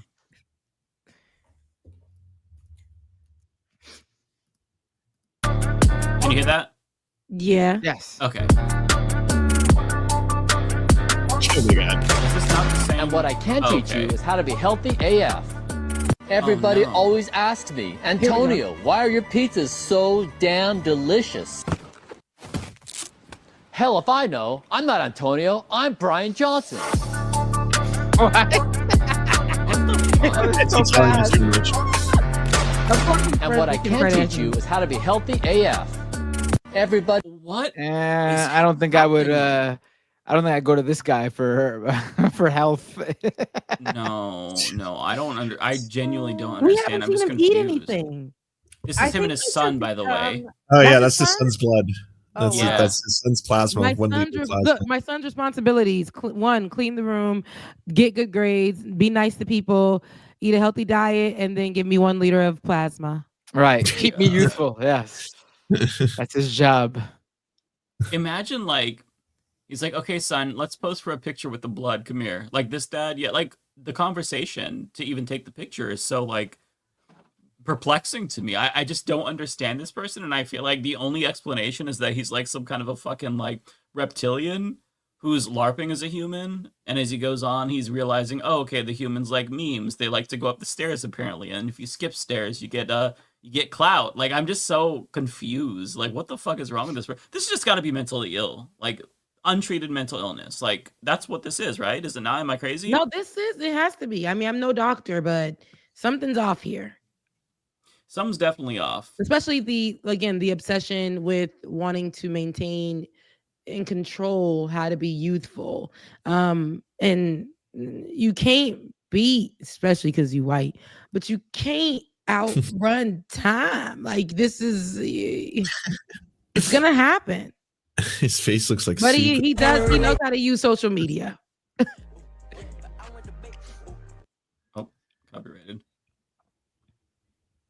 It says for the vibes, you fucking with me. I can't. Sweet dreams, bitches. That's what the Oh, he looks caption dead is. here. Yeah. So weird. Oh my god. Again, it looks like a 46-year-old LARPing as Gen Z. Like that's what it is. Somebody Yeah. said all that just to be outlived by a Sicilian who smokes a pack daily, drinks more wine than water, and eats any olives and pasta. Only olives and pasta. So true. So true. Oh boy. God, we went down the rabbit hole tonight with We really did. I some appreciated weird it, shit. though. Yeah. We needed the break from politics and shit. Mm-hmm. Guys, I'm so sorry. I don't know if Chris is coming on. He hasn't responded. That's It's all okay. good. We should just that happens. we should just be a little bit more careful though next time when we advertise a guest. Like it needs to be set in stone and everything, because there's definitely people who tuned in, and I think it looks bad for this to happen. Not your fault though, obviously, Ariana. Coming though, Yeah. like, how am I supposed to navigate? No, I'm not blaming. I'm just saying we need to just like if something like this is going on in the future, we should just not put the guest in the title, not make the thumbnail. They need to confirm a time and that they have the link. Otherwise, we shouldn't even put them. And if they show up, whoever it is, they show up. It's a nice surprise for the audience. That's all I'm saying. This isn't directed at you, Ariana. I'm saying in general, like No, Mike, it wasn't put it in the title. We Yeah, don't. yeah. No. Sometimes it does happen. I've had on my shows where the guests will put it in concrete and say they're going to show up, and either something happens or they don't. But I do, get what you're saying, Matt. So you said people pulled up for that. Yeah. But it's not your fault, Ariana. You ain't know, and you did get you got the yes. And sometimes that happens where a guest doesn't make it. No, I literally got the confirmation from him like 2 hours before the show. So if we want to, like in the future, if we want to just not announce guests, then that's fine. But I got the confirmation from him hours before the show. No, so it ain't. It's just not a you happens. thing, Mom. It's not. Shit a happens. Yeah, I it's think that we should do the Sounds like opposite. 3 guests I tried to bring on, whereas they either canceled or they just didn't show the. Yeah. This happens. It happens. Yeah, shit. You It know, happens all the I time. want to make it clear Yeah. it's not Ariana's fault. I'm just saying I don't know why everyone thinks I'm attacking hungry Ariana. and I'm he's really not. sad. I swear to God, I'm not even I think blaming that every anyone. week we should have a If guest. anything, I'm announced. blaming Mike. I'm blaming Mike for putting it in the title and making a big old thumbnail with his face on it. Because with it's his Chris face on it. Walls. I'm gonna do it. Yeah. I'm gonna do each week. I'm gonna have a different guest, and they're all gonna be really big names. And whether or not they come is a different story. It's the audience that comes, and if they pop in, And maybe the they will. audience Maybe is they our don't. celebrities. We Yeah. love you guys. Yeah. Next week is Ryan Johnson. Yes. I mean, if we're yes. gonna just say someone's showing up and they don't show up, we should at least aim a little higher so we could get like we should have been like, guys, tune in tonight. Zoran Mom Daddy's coming on the show. That would be great. Oh, somebody mentioned. We'll read it in the super chats. Yeah. Yeah. Do we want to get into super chats this time? Okay. Okay. Hold on. I feel bad because Ariana looks bummed, and No, I feel it's like people okay. think I'm fine. I have a swear to God, Ariana, at no point, even when I just was saying in general as a show, please do not anyone think I'm blaming any. Again, if anyone's to blame, it's Mike. But I'm definitely not blaming Ariana. Your point definitely stands. I just think that as a live show, it's kind of like people will say they're coming and then maybe not come. So I think maybe like as a rule of thumb, we can just kind of not hype it up. And then once the show starts, we can say like, hey guys, this person confirmed to come on, but we'll see if they do or not. You know what I mean? Just so we don't like feel like people are getting baited into watching our show, because I was super excited for him to come too, but I don't know, he just didn't show Next up. time, me and probably reach We've out had and guests fall reschedule. through. It happens. It happens. It's just, Trust me. it's, people, it ain't a one-off. People It have just busy happens. schedules or shit happens, and time zones. How many interviews I fucked up because of time zones? It just, it happens. We try the best that we It does. can, It but happens. doesn't always work out. But if we can clickbait a guest, I think we should, because Like, come on and watch. It's so weird because I honestly had a gut feeling, but I was like, you know what, he confirmed, so we're good. But I can't go off of a gut feeling, so Folks, tune into Leftist Mafia, where all 6 hosts grill actress Sydney Sweeney to her face while she's live on the show. I mean, we should just aim for the stars if we're gonna. Hey, Sydney, You know what? Sydney Sweeney, she's the Aryan race, love child, but she looked so good recently at whatever where she was at. She looked so damn good. making boobs great again, and we haven't had that. She looked so damn good. I'm not gonna hold you. She was. I gotta be honest. I can't lie. I can excuse the Aryan race stuff with the breasts are that great. I gotta be honest. I don't get. I don't get the hate, the love for Sydney Sweeney and the hate for Sabrina Carpenter. I think, to me, they are very close. That are very equivalent. But I think Sabrina Carpenter is way more attractive. That's just me. That's just me. Look, I forgot. I don't even know what she looks like. Is there a scandal with Sabrina Carpenter that I didn't know about? That she looks like a young Hillary Clinton. I think that's the main thing. It's that she released an album cover where she's got a guy holding her hair, and it's supposed to be like, it looks like misogynistic abuse. And she got there's a lot of controversy around that. Oh. I mean, Sydney Sweeney was more problematic. But yeah. I think Sabrina Carpenter's a cutie too. They all have that. Well, I think they're both they're both similar blonde white girls. One's a musician, one's an actress, but for some reason people love Sydney Sweeney and people hate on Sabrina Carpenter. I don't get it. Titties. I think Sabrina Carpenter is way cuter than Sydney Sweeney, but that's just me. It's my I personal agree with taste. that, but I feel like my opinion is completely irrelevant. But yeah, I agree. Oh, it's actually more relevant because you're not jaded by titties, right? That's true. That's true. Yeah. Yeah. No, I would agree. I think that Sabrina Carpenter is she's a baddie. Love her. No straight-o. That you said she looked like young Hillary Clinton. Are you talking about Sabrina? That's fucked up. Sabrina Carpenter looks like a young Hillary Clinton. Pull up a young Hillary photo and a photo of Sabrina Carpenter. She looks like a young Hillary Clinton. And I gotta say, young Hillary wasn't a bad looking girl back in her day. Clinton, but young Hillary, when she posted like even a photo of her and Bill for their anniversary celebrating that lavender marriage, but it was like she's beautiful. Like but yeah, I don't like her either. But even if I don't like somebody, I ain't gonna hate. And if you cute, you cute. The hate ain't really doing nothing to you. And Sydney came out with that outfit, the look. It was I liked it. I really did. She looked good to me. But she is a part of the problematic races. We know that. And we can say that as a thing, but she was cute the other day. Did you see somebody? God, what is her name? It's some Republican on Twitter. I replied to it. Juanita Broderick, I think. Oh, we're talking about hotties right now. Then, ooh, Yeah. So okay, Juanita Broderick. Let me bring it in because she was attacking Jennifer Welch, the I've Had It podcast queen, and she was attacking her looks. She posted this. Let me bring it in really quick here.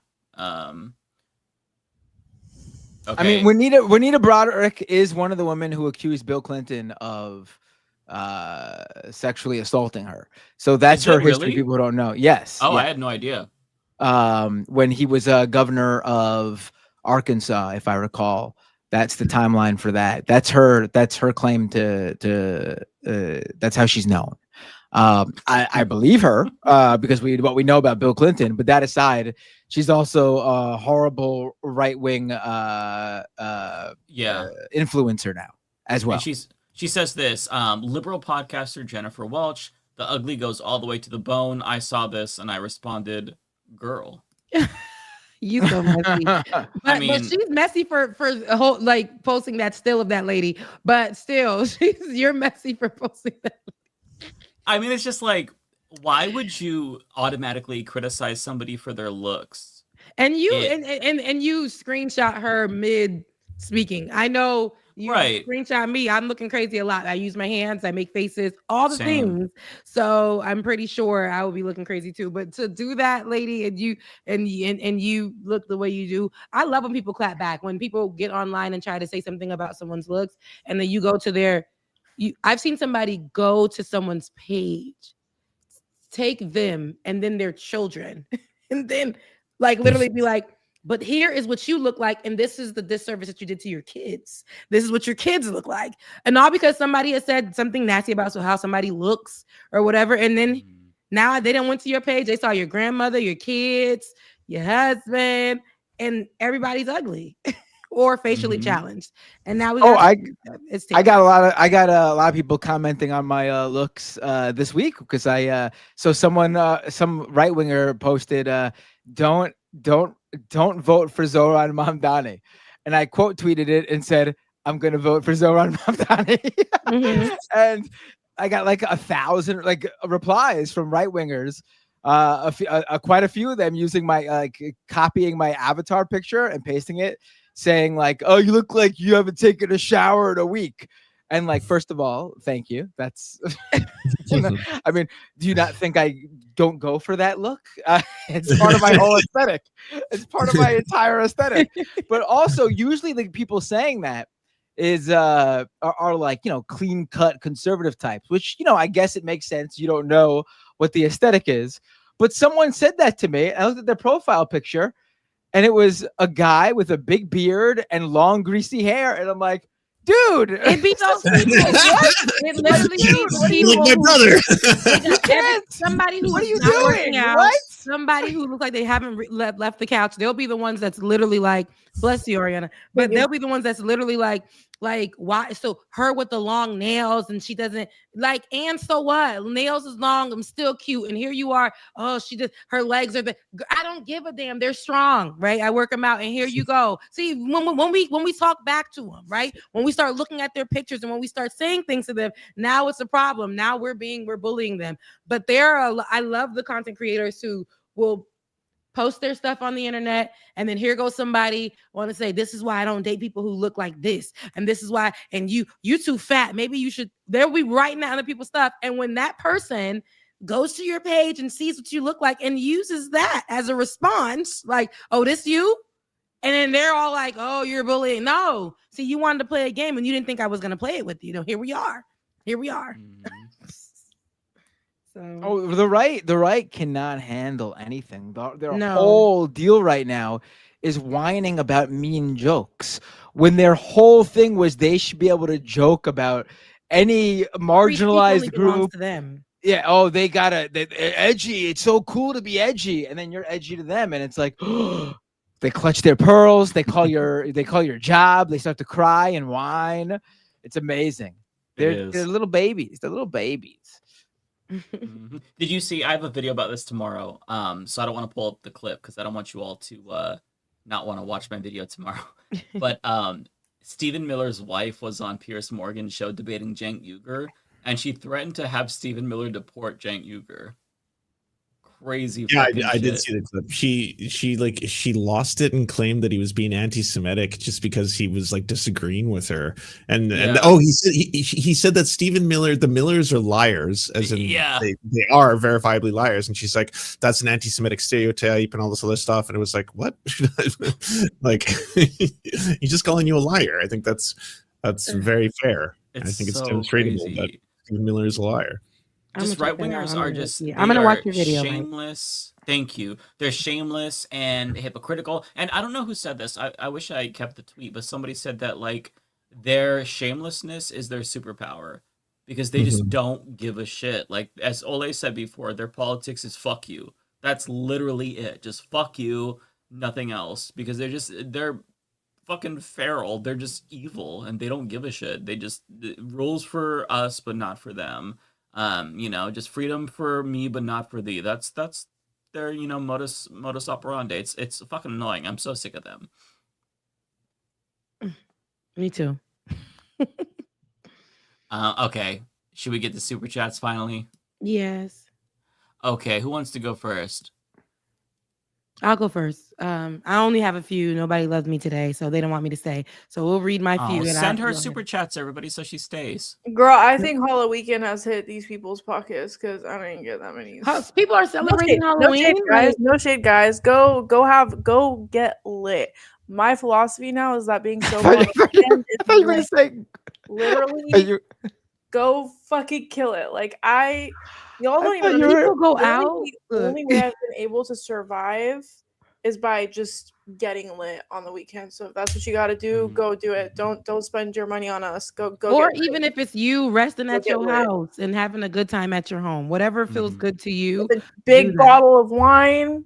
Oh yeah, Ariana, I saw you were at the two Zoran events this week. How were they? Yeah, so I got to meet Zoran Mamdani in person. Nice. But didn't you already meet him on the bus going to the debate? I did. I got to That meet was last him week on the bus. You've met him 3 times in the past 2 weeks. It was last week. Yeah, I'm a part of his creator group, Creators for Zoran. So we get invited to everything. Very thankful of that. Yeah, so I met him on the bus, and a lot of people were kind of upset with me in my Instagram because they were like, you were very obviously fangirling. And I was like, so? Yeah, I was like, and like, see, people just the outrage is so selective. Like, of course I was fangirling. I'm a Muslim person who never thought I was gonna have a Muslim mayor. Like, can I be happy for the girl fangirl? Be happy, do all the things. There's nothing wrong with that. But also, it's like I fear that all of the complaints about Zoran is really just him being Muslim 90% of the time. So yeah, it is. So I got to meet him on the bus, and I actually got to tell him that. So I don't know if you guys know this about me, but when I was getting raised in America, my parents wanted me to be raised as an active practicing Muslim. So they put me in a mosque school for kindergarten. I was supposed to be there up until 6th grade because they went up to 6th grade. And then 2 weeks later, 9/11 happened and they pulled me out and they never talked about Islam again. It was a whole thing. Yeah, they dragged me back to the mosque, which was also partially a school. And I remember them fighting with the principal because they were like, what are you doing to keep the kids safe? And the principal was like, we have a cop car coming by every 15 minutes. And my parents were like freaking out. They were like, we've been here for 30 minutes. We haven't seen a cop car. So I just remember that back and forth. And then my parents being like, this is it. We're pulling her out. And so I actually got to tell him that story. So it was really special. So that's why I was. Wow. The cops were probably there. They just weren't watching out for you guys. They were watching you guys. I mean, that's what we know. They were, yeah. My parents had to, because they were like, even if the cops do come, like, how do we know that they're going to protect our children and not like assume that our children are doing other, anyways, whatever. So they pulled me out. They never talked about Islam again. So I got to tell them that story. And then it was a really special moment. It was something that I'm going to savor for the rest of my life. So all the haters can suck it. But then we went to the Bernie and Zoran and AOC rally really cool. Matt, you should come to one of the events. Oh, Matt, actually, they're having a bunch of bar events where everyone's getting plastered on November 4th for the elections. You should come out. The DSA is hosting all of them all across the city. If you want, you should. Yeah, I was gonna reach out to them and ask to go to the to get a media pass for the headquarters that night, wherever he's gonna make his announcement. You should just talk to Sam, because Sam and Emma are at all the events. No, I know. I could have gone to the Sunday one, but I wasn't available. Oh, okay. Yeah, I would have liked to gone to that rally, but I had busy. It's soccer season, and all my kids play soccer, and I play soccer, and so Yes, we're you're in your booked. father era. Yeah. Well, I'm in my degenerate era, so you and I are Yeah. in different places in our life. But But if anyways. there's anything going forward, over the next few days, Yeah, for sure. There was can you talk to Sam about this, because I can pitch for you to get added to the creators, but I feel like Sam gets all the really nice passes. Like, we get the cool passes, but he gets like the all access. If you could go in with Sam. I'm just gonna email them myself. Okay. Yeah, I'm sure Don't I'm email sure them I'm just yourself. gonna. Don't do What's that. You can email them yourself, but you can also there's a creator for Zoran sheet that all of you can actually sign up for, and you guys can all join. So I'll just send the sheet into the group chat after the stream is over. So just do that, and then you can I'll give you guys instructions. And then what else happened? Oh yeah, and then he had a creator press conference where he had a press conference solely for creators, which is the first event I've ever been to that was like that. It was really cool. He was responding to all of the people's questions, but yeah, it's been a lot. Like, they do a lot of these last minute events, and then they'll tell creators to come out, and we all do it out of the love in our heart, not because we're getting paid or anything. But it's been a very busy week. That's kind of why I didn't come on stream, because I was so drained. But November 4th is when it's all gonna end. So somebody suggested. Well, no, that's when it all begins. Don't say Somebody that. suggested that we stream on Tuesday. Well, the campaigning ends, and I'm on the campaigning side. ends, but it all hopefully begins. the new will begin. But somebody said that was suggested, and that's one of the super chats, that we stream on Tuesday to, for the elections and stuff like that, and see how that goes and celebrate. But if y'all Ariana, can, if we can, we should because we could be there live. We should do a thing. If you did an IRL stream, that would be awesome. Yeah, we should do it. We should look into that. I mean, I was gonna get lit, but if you are down, that'd make the stream better. Okay, cool. You can do that. It could be You can do that. Anderson. It can be like Anderson Cooper on New Year's Eve. That's kind of the vibe I'm going for. Yeah, you can be the what's that guy's name? What's his name? The other guy who co-hosts with him? I don't know. Oh, Andy. Yeah, you could be the Andy Cohen to my Anderson Cooper. Okay, cool. Yeah, I'm so down. As long as you're okay with that, I'm so down. There's going to be a bunch of other creators at the bar too. They can come in and out and just talk about it as well. Excuse me. Sorry. I just swallowed spit. I will say I was going to make some reels too. So I might just walk away a little bit, make a reel, and then come back. But yeah, it could be a fun thing, It doesn't have to be like a really she was like, Matt, don't go over there and be old. We can do a yeah, stream. as long as you don't have it. NBC, general election night expectations for me, then we're good to go. She's like, I'm about to be in the streets. We're going for Matt, more don't New come Year's over there and be old. The show is called Leftist Mafia. There's no sensibility here. Run down. DSA is hosting a bunch of bar events all across the city. That's so we can awesome. Just pick a bar. Cool. Yeah, I'll tune into your guys' stream. I'll play if Power y'all Wash do it, Simulator and watch. definitely. That would be that would be nice. We'll all support you both. I mean, I think Matt has the live streaming juice, but yeah, we'll figure it out. Did you, by the way, Ariana, did you get to talk to Stavros? You shared a picture. You were right next to him at the Zoran rally. Honestly, okay, that was the funniest part. So I was standing by. I didn't know who he was, but everyone around me was whispering. They were like, "Oh, it's Stravos, it's Stravos." Like we're standing by Stravos. So I was like, you know what? I'm gonna take a selfie with this guy. So I took it. My connection wasn't really working. I also had no reason to talk to him, so I probably come off like a weirdo on Twitter. And then I went on Twitter and I was like, oh shit, this dude's kind of like cool. So then I posted, I was like casually standing by Stravos, and then it went viral. Did it really?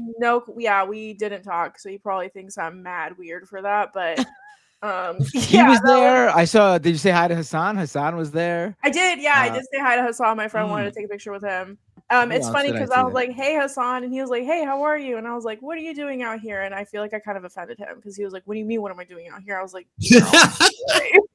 Because you're from California. I feel like that's a normal question to ask. right? Like he was like, "What do you mean? What am I doing out here?" I was like, "You're kind of always glued to your chair in LA, but I'm sorry, sir, my bad." Did you say hi to Emma and Sam? I saw they were there. I did not. Oh, not Sam. Sam wasn't there. Emma was there though. Did you say that guy who's big on Instagram, Matt like XIV or something like that? He was there. Oh, I yeah. did meet Sam Cedar at another rally though, but I really didn't have time to talk to him. All I could get out before the security shoved us away was I was like, "I'm a Leftist Mafia with Matt Binder. Hi, nice to meet you." Like that was all I could get out, and he was like, "Okay, cool, nice to meet you." So like I've never heard of Matty 15er. He's like the king of the gays. He's very famous. Yeah. Oh, Matt, I love Matt. I've met Matt multiple times. He's funny. Like, He's a fucking lot of different ways. hilarious. Matt is like Yeah. honestly one of the most sweet and humble people I've ever met. Like He seems like it from just online. Like he seems like someone who is. I've met people with a quarter of his following who act like they're fucking Celine Dion. No, Matt is extremely humble, extremely nice. You so awesome, though. subtweeting me in person? You trying to? You want to meet Matt? I'm joking. I'm joking that you're talking about me as being the egotistical person with both of you are a 0.5% of his following. No, Matt Bjornstein is really cool too. I really like him. A lot of good energy, a lot of good people, and that's kind of why I'm so glad I moved to New York, just because like being a political content creator with Zoran Mamdani becoming our mayor is just such a golden time to be in New York, especially as a political content creator. It's been my absolute honor helping him as a creator as well. So, you know, we're in the final stretch. So if you guys if you don't live in New York, you can always phone bank. You can phone bank from wherever you are at. So please sign up for phone banking shifts. I'll put I saw it you're blowing up also on YouTube, Ariana. Yeah, I've been making YouTube videos here and there. I haven't made one this week because we've been doing so much campaigning for Zoran's stuff. We're gonna Matt, maybe you could join the creator canvas because they're gonna have a creator canvas too. Hopefully, maybe we'll see. Oh get me on all that because I dropped the ball with getting all the information for this stuff because I just wasn't going to be available, but now I will be. So let me do what I can over the next few days. Yeah, I'll send all the info right now. Love that. I love it. I love the connection. I love this. That's what it's all about, right? Yeah. I love that.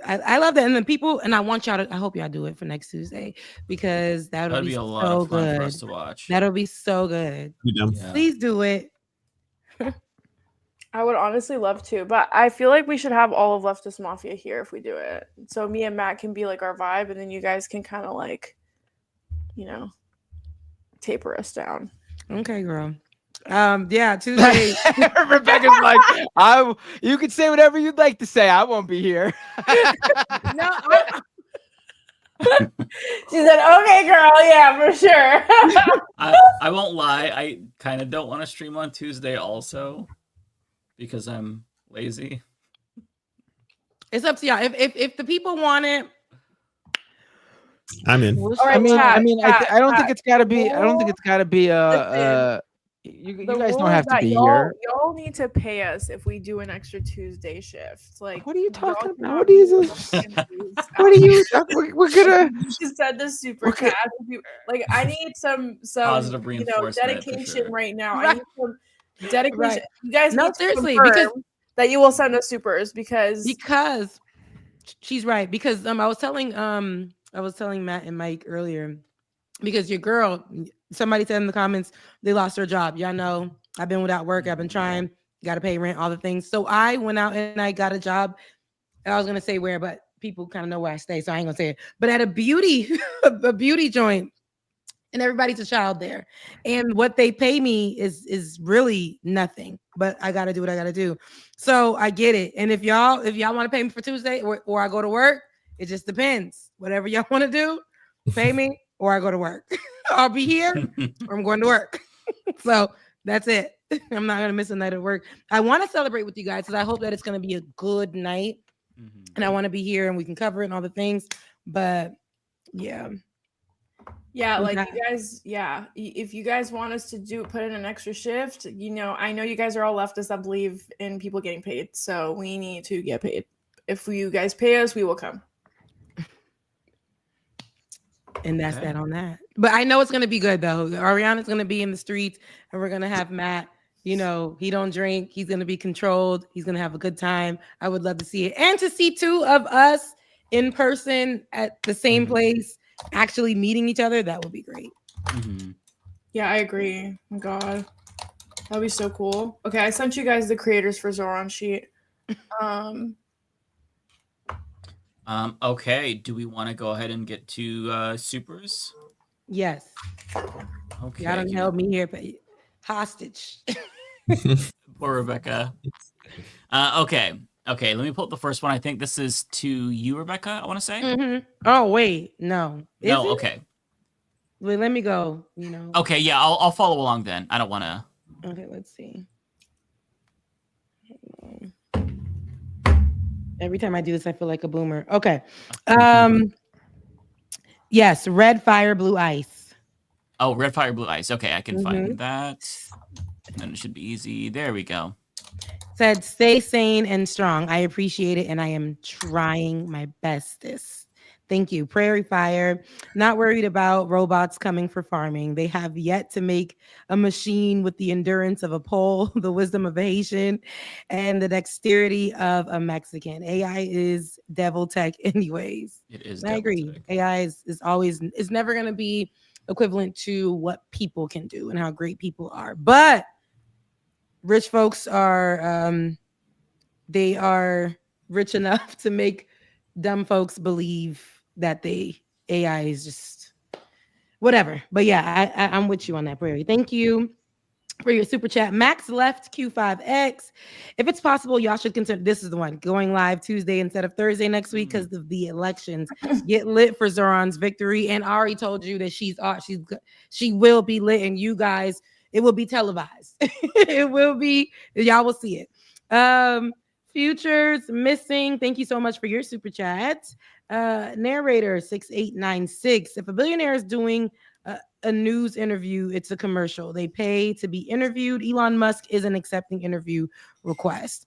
It's true. It is a commercial. It was giving that for sure with the billionaire doing like the interview and stuff. It's like, let me sell myself. Let me sell my products. That's definitely what they're giving. So you're right. And thank you so much for your super chat. Hypno Amber 3248. See, we still love you. I know y'all do. And I get it. We all fall on hard times, but I know y'all love me. And I love you right back. Creflo $50. I love the name. Rest in power to Leah Smith, a 22-year-old transgender athlete from Vermont who sadly unalived herself life due to the ban on transgender athletes. That is so sad. I haven't heard about that, but all of this stuff that's happening in the world that's putting so much pressure and othering folks and doing these type of things. Like, this is terrible for the bans on everything. Somebody's unaliving themselves because of what Americans and what America is doing and what Donald Trump's people are doing to marginalized folks. And we have to protect them more. And I know right now, even with mental health, he's removing those sources for us, those resources for us. And now we're dealing with this. So I absolutely rest in power to Leah Smith. I haven't heard about that. Thank you for bringing that to my attention, Creflo. $50. And thank you for your super chat. Lizzie Bennett 5726. Thank you so much for your super chat. Hey guys, don't have much to say, but who's looking forward to dressing up like an anime character on Halloween? At least that's my plan. I said send us some pictures. I want to see what y'all looking like on Halloween. The girls are really cute with the anime costumes every year. So love to see it. I was gonna be Roro Noah Zoro from One Piece, but I didn't order the costume. Now I have to just Google. kinda You said spaced who on it. from One Piece? It's the guy with the green hair and the 3 swords.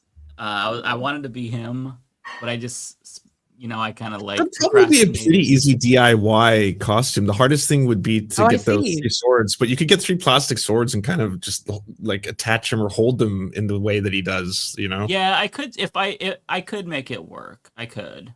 I can see you doing that though. I can Yeah. see you doing that look. I see it. It's a He's the good best one. character. Yeah, Mhm. I love him. And Lizzie again came through with another super chat. I appreciate it, but said, sorry, serious note. I do have something to share. The Guardian released an article revealed Israel demanded Google and Amazon use secret wink to sidestep legal orders. I haven't heard about that, but said anyone please do a video. I would look into that, but probably won't do a video on that. But I haven't heard about that. And I'm not surprised. Not surprised. But thank you for sharing that, Lizzie. Tigwig. Okay, he said he heard you, Ari. He said, I'm dropping 50 on you, Rebecca. Thank you, Tigwig. I appreciate it. And Floyd the Barber, I appreciate your super chat as well. Somebody did give through Cash App, and I want to make sure I acknowledge them. Serena, I appreciate your love offering on Super Chat or on Cash App. I thank you. So y'all just let me know in the chat what we're gonna do. If we're gonna do Tuesday, or we're gonna let the rockers rock out for us on Tuesday and let them represent us. In New York while they're there. I think it'll be great. It'll be great to watch. So please do it. Do not please do it, y'all. Please. I would love to see it. I would love it. Yeah, I definitely watch. No pressure, but I would Absolutely. I would No for sure be pressure, there. but I would love to see it. I would love to see it. Anywho, I love y'all. Mean it. You guys enjoy the rest of your evening. I know you guys are gonna be here till 2 a.m. Ari, go eat something. I'm not gonna be here 2 a.m. today. I was falling asleep when we started. I heard you yawning. I said, now who is that with the breath in the mic?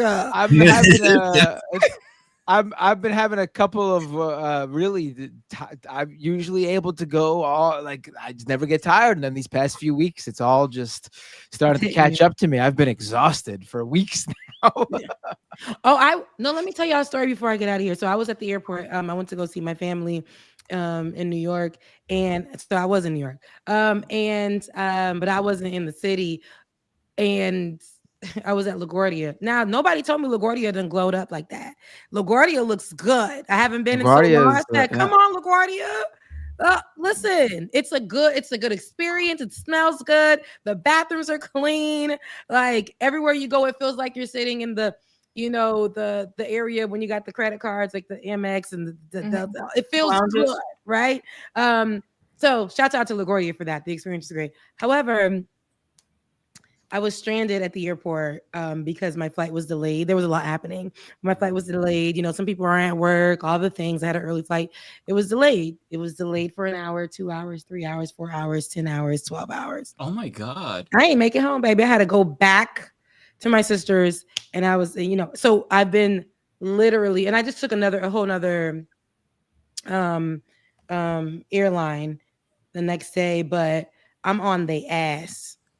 I'm on there because it was terrible. They had us on the plane and then they deplaned us because there isn't, how when the plane comes in and they have to check it, no one was there to check it. Nobody was there to check the plane out. And so they had to deplane us after moving the plane and putting it in the little line for us to take off.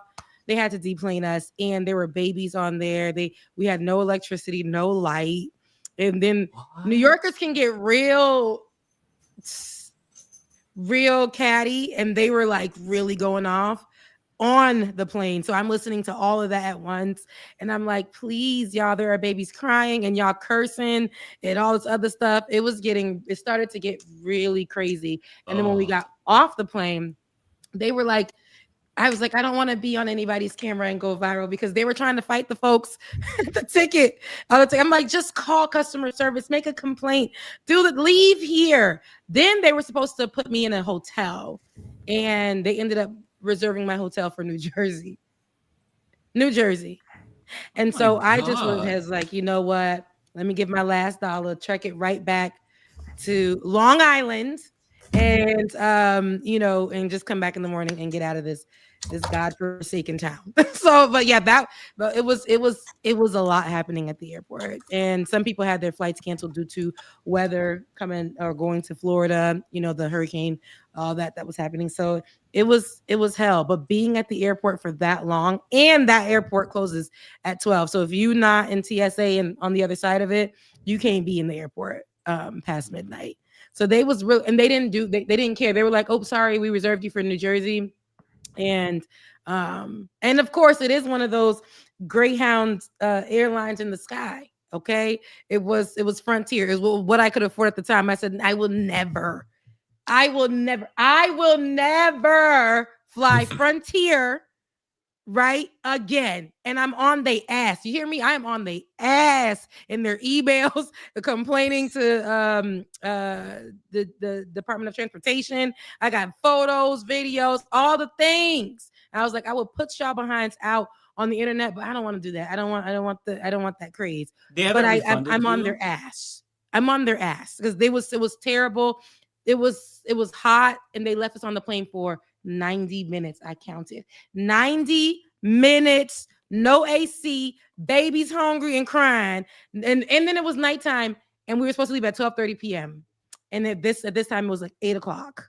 And they could have just told us, y'all can go home, but they kept saying, "Oh, we have options for you. Oh, we're gonna give you guys we're gonna give you guys a hotel." My hotel, because it would be me. They put my ass in Jersey, and how was I gonna get to Jersey? There was just no way. So yeah, I'm on the ass.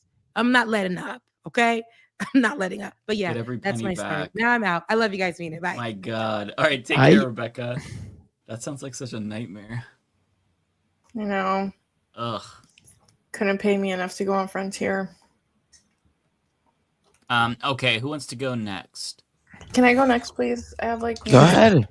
Yeah. I usually just stay here quiet until everybody goes, and then I just go. So Well, you get everybody. super chats.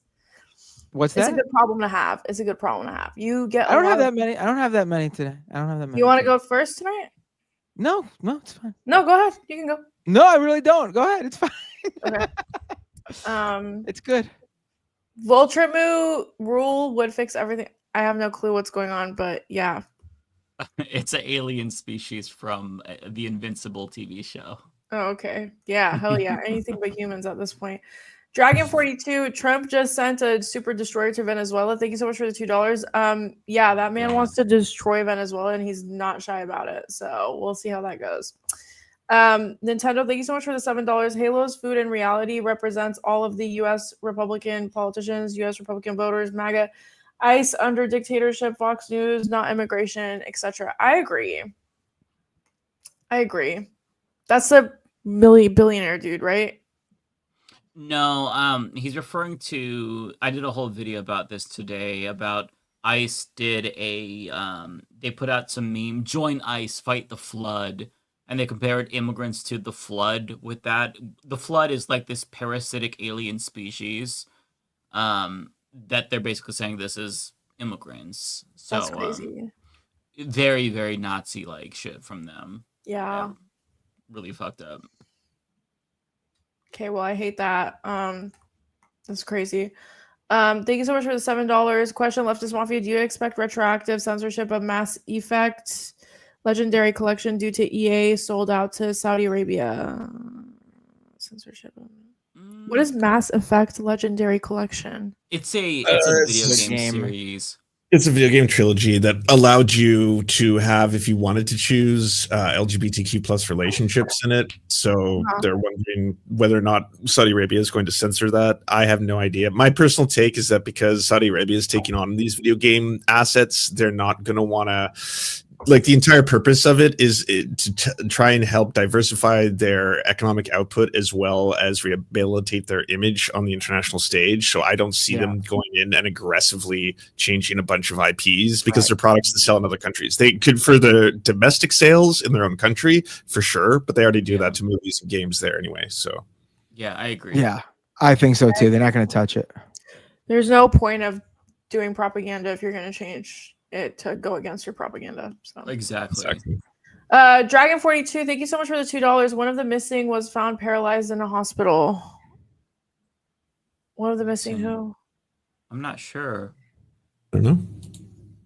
Okay. Well, maybe the ice, like the alligator Auschwitz, because there was people that were unaccounted for.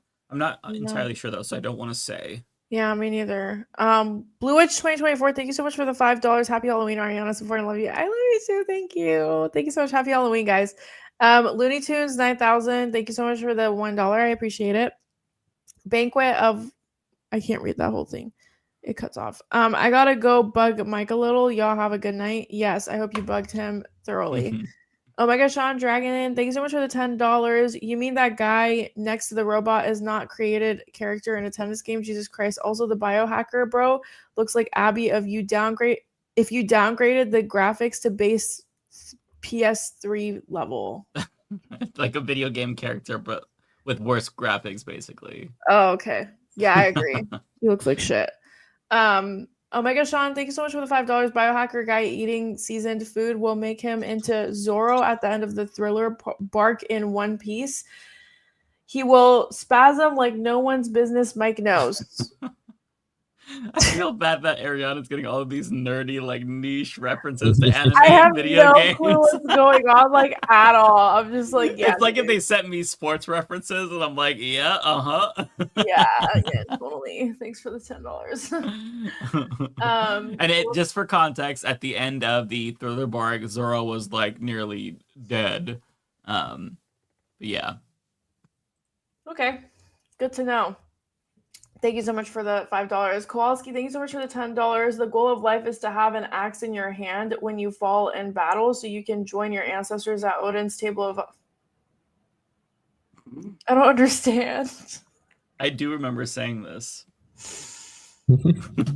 Guys, I fear you all love Mike more than me because I don't know what's going on. Yeah, you're getting the money. Just give thanks. Right. Thank you so much for the love and $10, even though I don't know what's going on. Crapwell $50. Thank you so much for the $5. Let's talk about mayoral race is here in Jersey. Yes, you are so right. So Musab Ali is running for mayor in Jersey City, and people are calling him the Black Zoran Mamdani, which we love. But he is also his own person, and he's running in New Jersey. So you guys should definitely follow and support him. He's great. I really like his content. And his policies are practically completely aligned with Zoran. Nice. Jacqueline, thank you so much for the $7. Sam Cedar let me into the half fun, half for free. I have no idea why. Maybe he does it for everyone. Later on, I bought a subscription. Oh yeah, if you reach out to them and say you want to become a member so you can catch the second half of the show, but you are having financial difficulty, the majority pool will give you a free membership, no questions asked. Oh, that's really cute. Yep, that's always been the case for as long back, even when I was there, when I first started back in 2011, because I'm an old man. That's how it's always been. Damn, that's really cool. Tigui, thank you so much for the $50. Oh my god, thank you so much. By the way, Ariana, did you see that Omega Star last week sent you 120 memberships? Okay, I was wondering where that membership jump came from. Yeah, he sent 120 memberships, and he sent 100 to Rebecca and 50 to me and Matt each. Oh my god, stop. You guys are so sweet. They dropped some fucking cash. David and Lance were not, as far as I know, given any, although I can't see what's on Lance's end, so maybe Lance got... I did not get a bump of gifts, but I'm so happy for y'all. That's really cute. He's like, I'm happy for you. I'm just kidding. No, genuinely. I had someone like randomly, the name's Bobby Lasers, drop an obscene amount of like gifted subs the other day, and like I have trouble reacting to that live because I'm just like, oh my god, like thank you so much. That's so many gifted subs. It's so sweet because like money really does not come off of trees, and so when you guys send it to us, it really, really, really means a lot. So thank you so much. Oh my gosh, Sean, I did not know. I saw a jump in memberships, but I was so confused as to where it came from. So thank you so much. really, I honestly, no amount of thank yous that I say on the stream will really account for the appreciation that I have for you for sending that. So thank you so much. I appreciate it. And thank you so much for the 50 Tigwe. I really appreciate it. Max left, Ariana the Kathy Griffin to Matt's Anderson Cooper. LOL. Just don't get fired for holding up a bloody fake Trump head. Don't worry. I'm not trying to get deported, even though I wouldn't be able to get deported because I'm a citizen, but I am sure he'll try to deport me if I did that. It's finally chilly out here. Good weather for warm underwear straight out the dryer. $5. Thank you so much. I agree. Did not know that was a thing, but good to know. Thank you so much for the support, though. Did Hexeg pee his pants? $2. Ox Pecker, thank you so much for the $2. Yes, probably. Floyd the Barber, thank you so much for $10. I really appreciate it. Here's another. Get a Patreon and promote it, or if you have any other avenues for subscriptions. I have a Substack that you guys can subscribe to that I write articles on. So you guys should definitely subscribe to my Substack.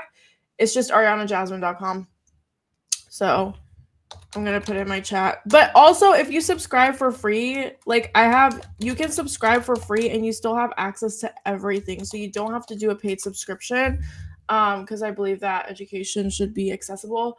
But if you do really want to support, you can do a $5 subscription. But also, Substack only takes 10% of that. So I get I get a huge cut out of that, more than Supers, more than any other app, really. So yeah, thank you so much for the $10. I appreciate it. Last one, Rob Life Music. Thank you so much for the $2. Don't worry, Ariana, I'm not an anime gamer either. Thank you so much. I felt left out.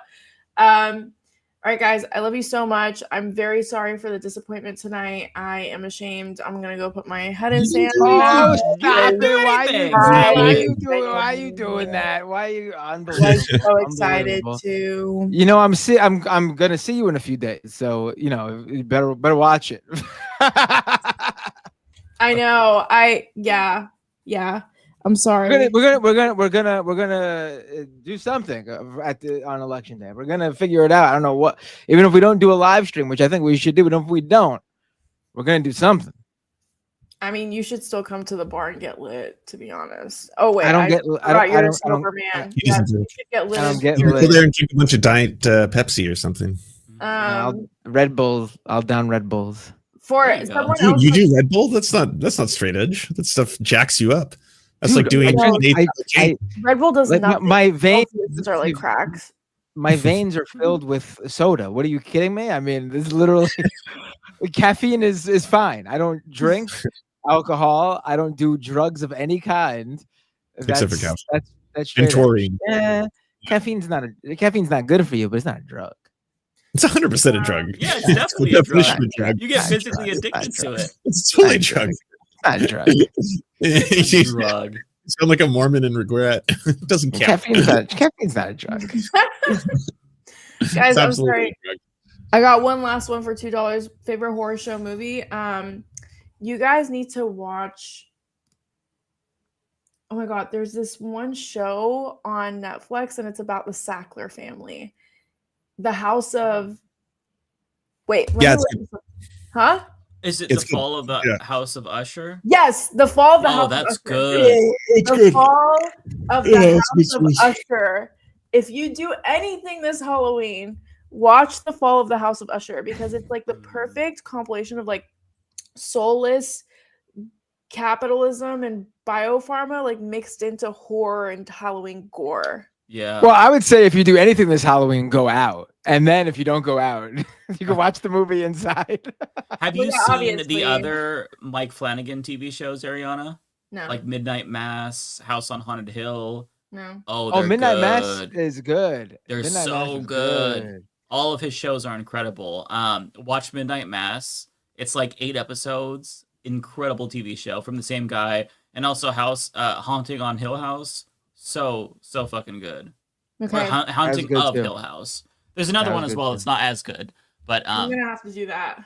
Yeah, they're amazing. If you like the Fall of the House of Usher, it's the same kind of like you discover shit each episode. Like, whoa, what the fuck is happening? Yeah, really good. It was such a good show. Like, I literally loved it. It fed every need that I needed from a show. It was very satisfying to watch. But anyways, guys, I love you so much. I haven't ate all day. I had one of those days where I came home and I was like, I haven't ate all day, so I'm gonna go eat. Oh shit. Go get some food. Thank God you. bless. Love you guys down. Have a good Love night. you. You take care. See you in a few days. See you. Bye, guys. I only have a couple too. Do you want me to go quick? Sure, if you want to. Yeah, sure. Colleen Hutton 5930. Thank you for the $5. America is headed in the direction of a dystopian society similar to the movie Equilibrium. This is very concerning and scary. Awesome reference. If anyone here hasn't seen Equilibrium, old movie with Christian Bale, where they literally use the new fighting technique called gung fu, where you do kung fu with guns. Yeah, my only complaint about the movie is the abrupt ending out of nowhere after a lot of building. The final battle sucks.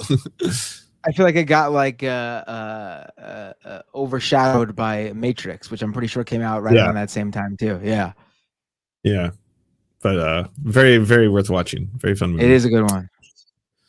Rise Again 845. Thank you for the $2. That's a Black Mirror premise. It is. I'm assuming you were talking about the robots. Manny Spinoza, thanks for being a member for 11 months. Turning Point USA Flyers, found at high school, Jacksonville, Florida, has a gun on it, a 9mm better than 911. It's ironic given how Charlie Kirk passed away. I did not know that, but wow.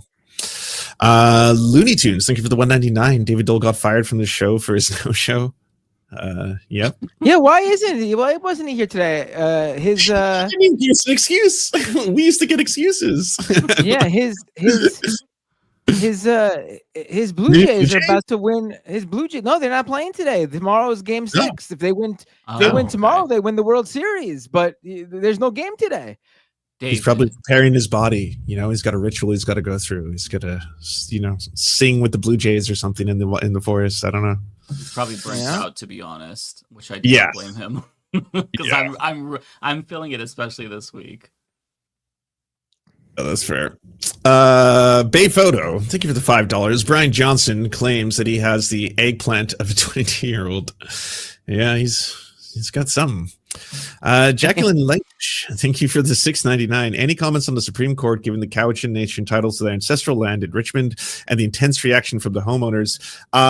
If anyone doesn't know who's listening to this, this is an issue where I live in British Columbia. There's a plot of land that was in dispute between two Indigenous bands, and essentially the Cowichan Nation won title to the land, and all the right-wingers in Canada told everybody that means you're losing your house.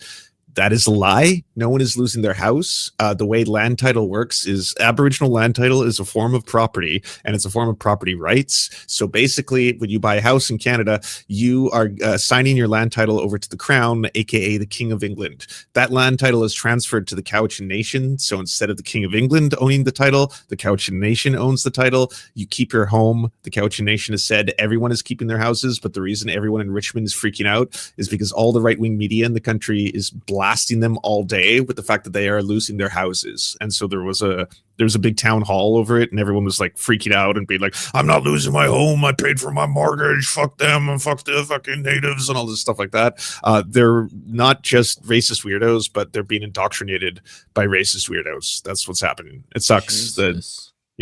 The Cowichan Nation issued a statement specifically saying no one is losing their homes. Like, in the same way that you currently pay property taxes towards the Crown or in your area, a district, the province, or the federal government, you would instead, be paying it in theory to the Cowichan Nation, who would use it for the same things that, the provincial or the federal government uses it for. It's their land. I don't know what else to tell you. It's these people are so stupid. Like, they honestly expect them to come to the door, but like, okay, it's time to leave. Like, what the fuck? I know. Like, go back to Europe. Like, no.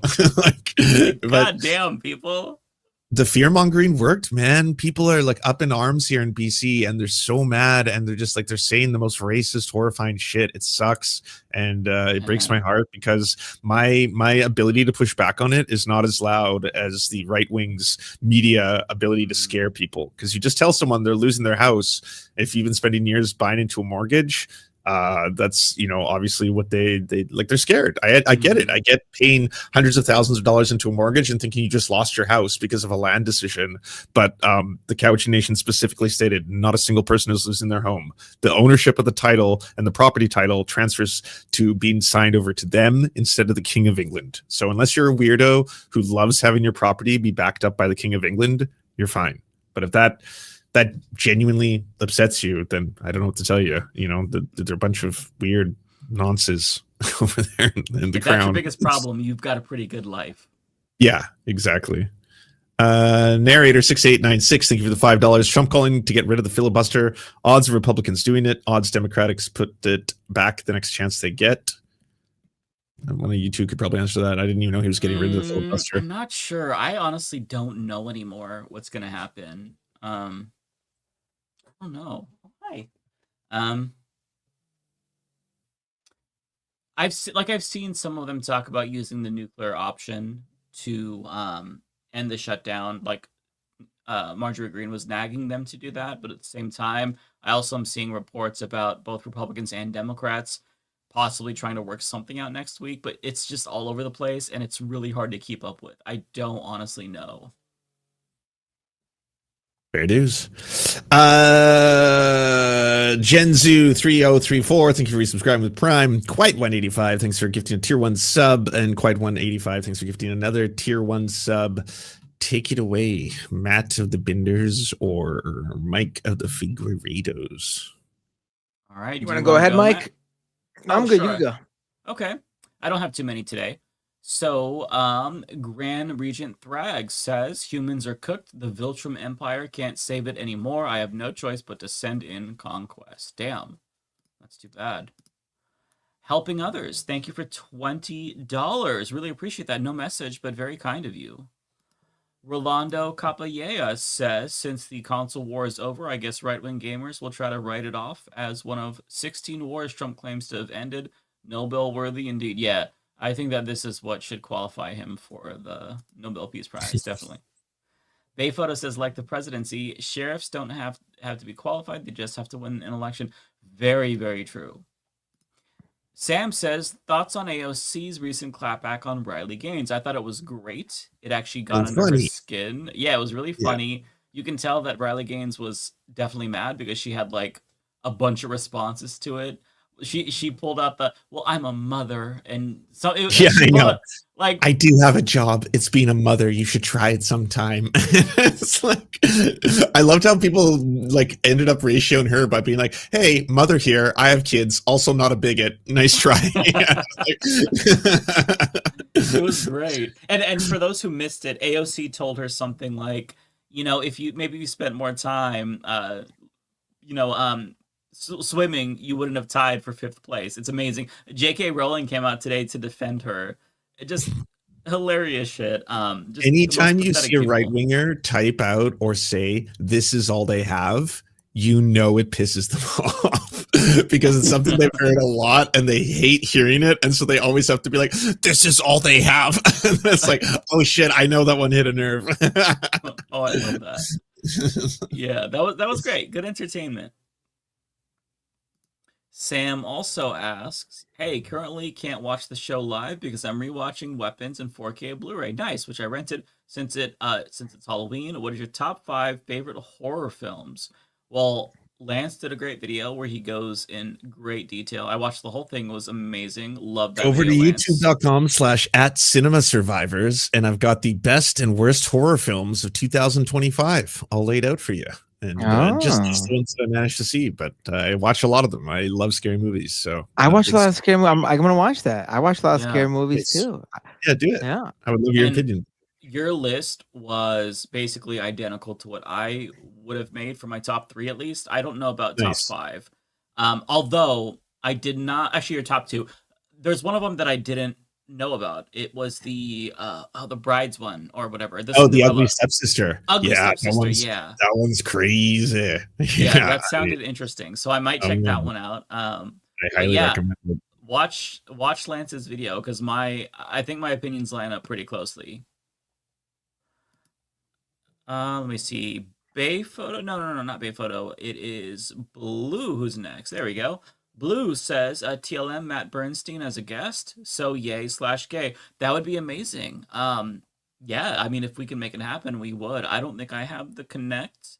We follow it. I can try on Twitter. We follow each other. I think I've tried to bring him on my show before, and we didn't think some wire got crossed. So I can try, but absolutely love him. I think he's awesome, and he'd be fun as hell to have on. Yeah, I love I love seeing his ratios of J.K. Rowling and Azalea Banks the other day. Like Azalea Banks was trying to claim that, like, you know, she still got the gays in her pocket, and then he was like, "As the king of the gays, you do not." just ratioed her into the sun. It was really funny. Oh, I love that. I don't know why she Yeah. would think that. The last I saw of her was that she was in Israel, and then she was tweeting, "I'm ready to leave now," because they're being racist to her. Like, yeah, she's a hardcore Zionist now. So she is just hope that arc works out for you. Yeah. Jay says Zoran Mamdani is the Uganda of America, Eric Adams. He would say something like that. Floyd says for the Randy McNally references, never forget. Well, thank you. I'm glad. Yeah, we got to keep that in the rotation. Oh, it looks like this message was sent twice. Thank you, Jace. ABS says, "Hey Mike, did you play Vampire the Masquerade Bloodlines 2 and Ninja Gaiden 4? Also, did you hear how WB Discovery are now looking to sell themselves?" So I did not play either of those games. I just finished Ghost of Yotai, and I'm playing the new Pokemon game, Pokemon Legends ZA. I don't think I'm gonna play either of those games. They don't look like they're for me. I did not hear about the WB Discovery thing though, but it doesn't surprise me because these companies are always, merging and buying and acquiring. So Well, Paramount was supposed to buy them, and then that fell through. But last I've seen is that the Trump administration is trying to force it to happen. Like they want it to happen really bad. Oh, okay. Interesting. Let me see here. The next one for me is from Redfire Blue Ice, who asks, "Hey Mike, have you heard about Kat Abu-Ghazala?" Absolutely. Yeah, I did a video on her. We talked about her actually earlier in this episode about her indictment. So yeah, Kat is one of the best candidates in this cycle. There's a lot of really great candidates this time. Omar Fateh. There's also Abdul El Sayed. There's Kat. There's Zora. We're really fortunate to have so many candidates running. So yeah, she's one of the best. Kowalski says, "My first YouTube video that was a non-short got 30,000 views. Damn, Kowalski. Apparently, I'm a Trump supporter, farmer, and a millionaire. How does this as a job not drive you people insane?" Oh, that's crazy. I'll have to check that out. Yeah, Kowalski, one thing that you'll quickly realize is that when you see comments about yourself, you'll see people say the most insane shit ever and like create lore about you. And it really used to bother me. Now I kind of just let it like roll off my shoulders. Like I'll see stuff about how, oh well, Mike and like David Dole, they're like beefing. I saw something about like, oh, this was like an AI thing that came up. I was trying to like search for I don't remember what I was searching for. I was searching for DSA. And I was trying to find their post because they shared one of my videos, and then an AI thing came up, and it was like Mike has, had strong criticisms of the DSA, and I'm like, what? Oh, I didn't know you did. That's crazy. That's Yeah, it's like maybe at some I believe point, it I don't though. remember I that. believe it though. I just don't. So yeah, Kowalski, if you post videos about yourself, you're gonna have this whole like fan fiction and hater fiction created about you. It's insane. Eventually, you kind of just stop caring because you realize, like, I used to try to respond to everything and be like, actually, I never said this. Actually, here's my real take.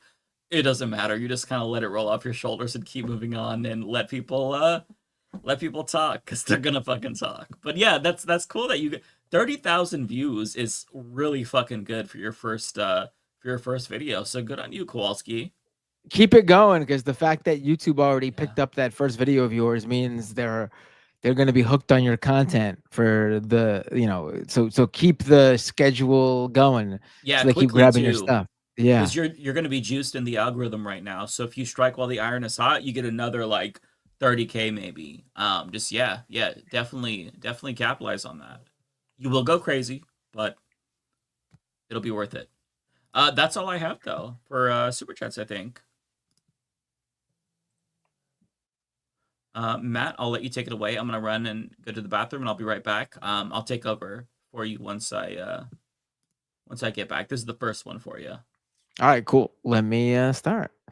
We got Marlenus Faye with a super chat. Please tell her that Alien movie was fake. What are we talking about? I don't remember. Do you remember, Lance? Oh, Lance, you're on mute or something. Sorry, I muted myself. I don't remember what we were talking about, or what the references to. I don't remember either. We were talking about scary. It was Rebecca talking about the fourth encounter, the movie, or and she's like, and it's real, and it uses real life footage, and it uses found footage, and it's not real, and it never happened, and yeah. It's not actually real, so she's gonna be okay. Interesting. Yeah, because aliens have yet to land on Earth, as far as we know, mostly due to the Fermi paradox and the fact that space is incredibly vast and large. I believe that there is definitely life out there, but the distance between us and them is so vast, it'd be very difficult to figure out a way to traverse that vast amount of space. It's Foresto with a super chat. Did you guys see Trump's new Covfefe? 10 times worse. What was it again? Like something like South. So you said something like that, right? Did you guys see this? I heard about. I saw it. I don't remember what it is. It was just not. It was just incoherent, and you couldn't even really like make anything of it. Fart Twain with a super chat. Sometimes like these jokes hit at the right time of night. Like, at 8:30 p.m. that name probably would have got like a from us. But when we're in our delusional phase at 11:30, 3 hours in, Fart Twain will make us crack up. Call me crazy, but I think the shutdown goes past Thanksgiving minimum. Maybe even the rest of the year. Yeah, I think this is gonna be, yeah, absolutely. Astute point, Fart Twain. Bay Photo with a super chat. The Neo robot costs $20,000. You're paying $20,000 to be their beta tester. LOL. Well, that's for the lifetime plan, if I'm correct. I think you could also jump in for the low price of $500 per month.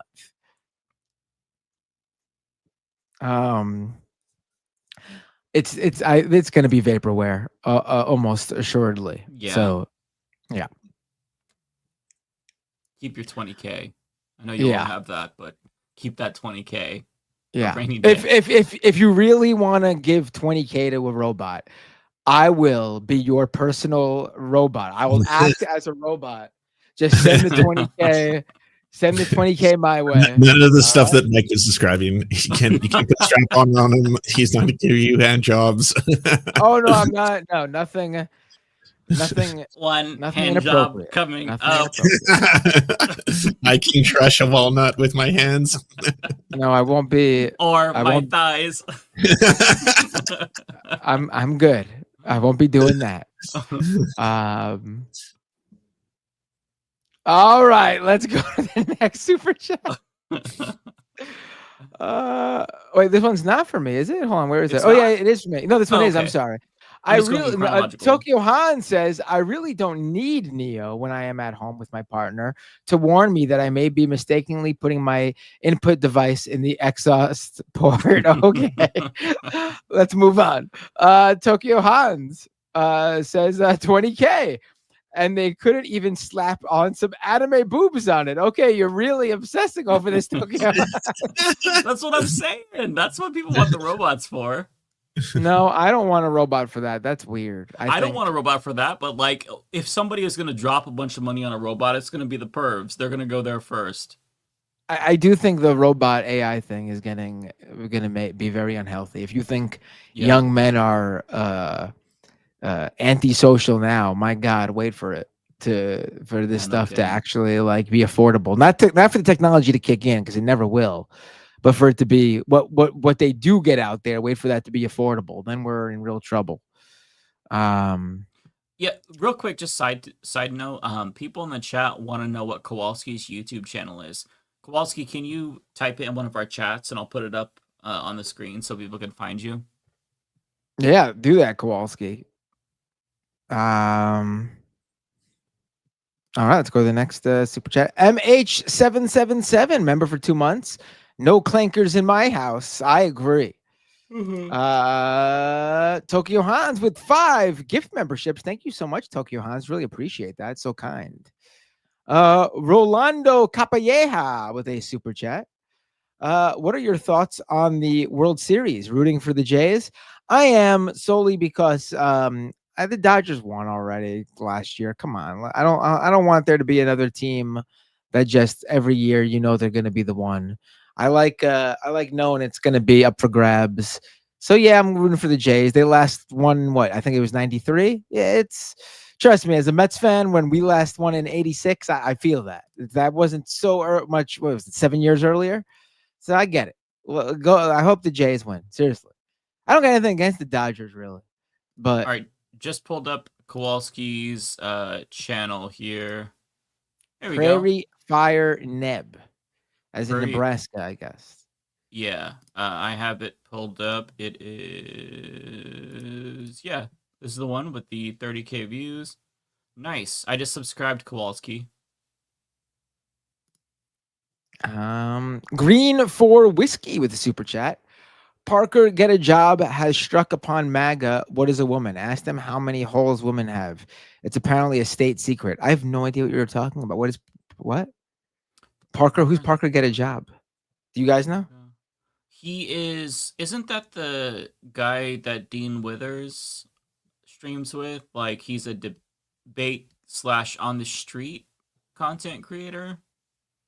Probably. I don't know any of these. Because I'm out of the loop when it comes to the creators. Parker I'm thinking of, he's a really actually talented debater. Yeah, if you ask conservatives how many holes women have, you might get interesting answers. It's like kind of a big meme based on one viral moment. What did they say? Well, so there's this God, I don't know her name, but it's just like streamer that brings on guys to like do like virtual dates. And she brought on somebody, I don't remember who it was. It was some right winger, and she asked them how many holes women have, and he said 2. And it's like it's a whole thing. It was very funny, hilarious as fuck. So yeah, maybe that's like the gotcha to the conservatives if they don't know. Oh, it was Haas Infrared. They said okay. Oh well, actually, he's not a right winger. He's like a he's a right winger. He's like a I actually don't know how to characterize him. He's kind of more like a Jimmy Dore-ish, Jackson Hinkle. I don't know what that is. But yeah, he was the one that said 2 holes, and the shit was funny as fuck. It's been a while since I've watched it, but yeah. If he's asking conservatives that's funny. Yeah, MAGA communist. Okay, I didn't know if that was still a thing, but yeah. He's a MAGA communist, yeah. Oh, okay. That's fucking funny. All right, let's go to back to the super chats with Adon M with the super chat. Why do us Latinos have to pay because Miller couldn't get a white bunny?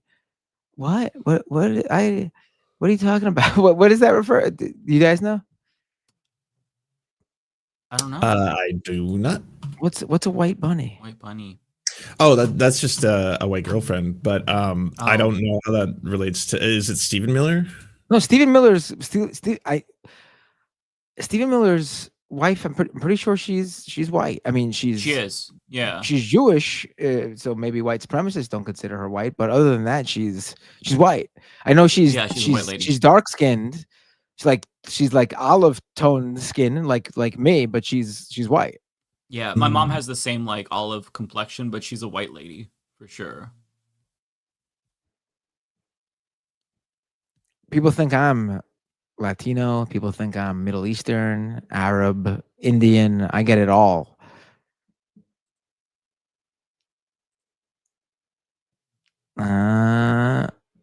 Looney Tunes 9000 with a super chat. Too bad the LH is too busy with this space to come back on to Leftist Mafia.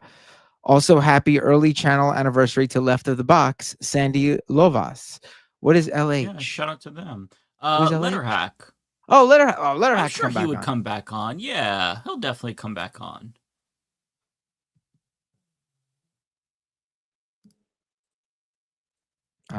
Chris with a super chat. Matt was waiting on the Jeffries endorsement before jumping on the Zoran creator bandwagon. I mean, I've been covering Zoran for like a year now, on streams and podcasts and stuff. But in terms of like on the ground stuff, I've been unavailable. Oh, somebody has an update. This is your next super chat about the new Kofefe. Oh wow! Wait, I have more super chat. Where did all these super chats come from? What the hell? Lance, this is Random Electronic 2.0 with a $10 super chat. Thank you. Lance says, sorry. Oh wait, is that a Canadian? Like he's saying Canadian, That's a Canadian sorry? accent. Oh, Yeah, I thought that was the Trump typo that we were talking about. No. Oh, okay, I'm completely off. Completely disregard what I'm saying.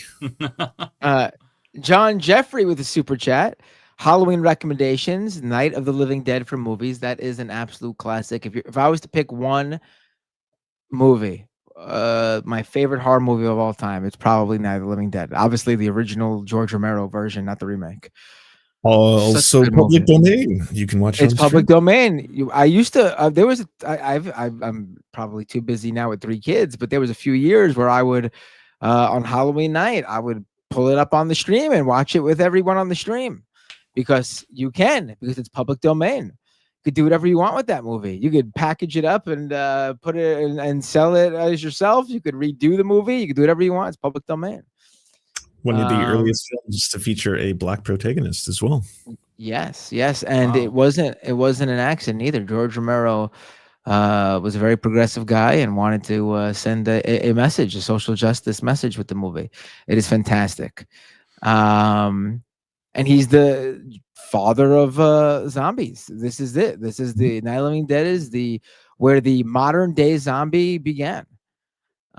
Before that, it was all about like any zombie movie was always originated like a voodoo zombie from like a African witch doctor or something. That was how zombies were. And then George Romero came along and was like, what if there was zombies, just something happens like a disease or something from outer space or something, and people get infected, and when they bite someone, they become a zombie. That's where it all began. And then John Jeffrey continues, till the following night by Screaming Lord Such and the Savages for music, Snickers for candy. Mark DeRue with a super chat. Happy Devil's Night from Detroit. Thank you, Mark. Kowalski with a $10 super chat. I think for my next video, since everyone assumes all farmers voted for Trump, I'm going to say why farmers need to support Jill Stein. I will get 1 million hate views.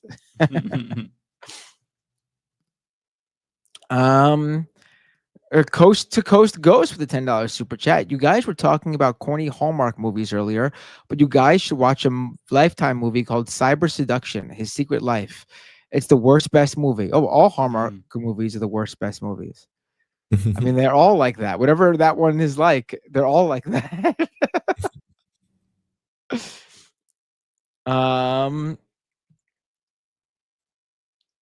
John Jeffrey with another super chat. Remember, if the Jays win, Mattingly gets a ring. Oh, there's something really interesting where there's a player right now who played on both the Blue Jays and the Dodgers this season. Like he was on one of those teams first, and he was designated for assignment after a few games, and the other team picked him up, and then they let him go or something like that. But what that means is that because he played for those teams, there is a single baseball player who did that, and because of that, no matter who wins the World Series, he is guaranteed a World Series ring. It's incredible. I would imagine that. Imagine playing for both World Series teams. Like the guy hedged his bet pretty good, didn't it? He's gonna walk away with the ring. Choki with a super chat. Did you know Melania was with Epstein before Trump? I heard about this. Maybe not with him, but she was connected somehow. I'd heard about this. Yeah, I heard about that too.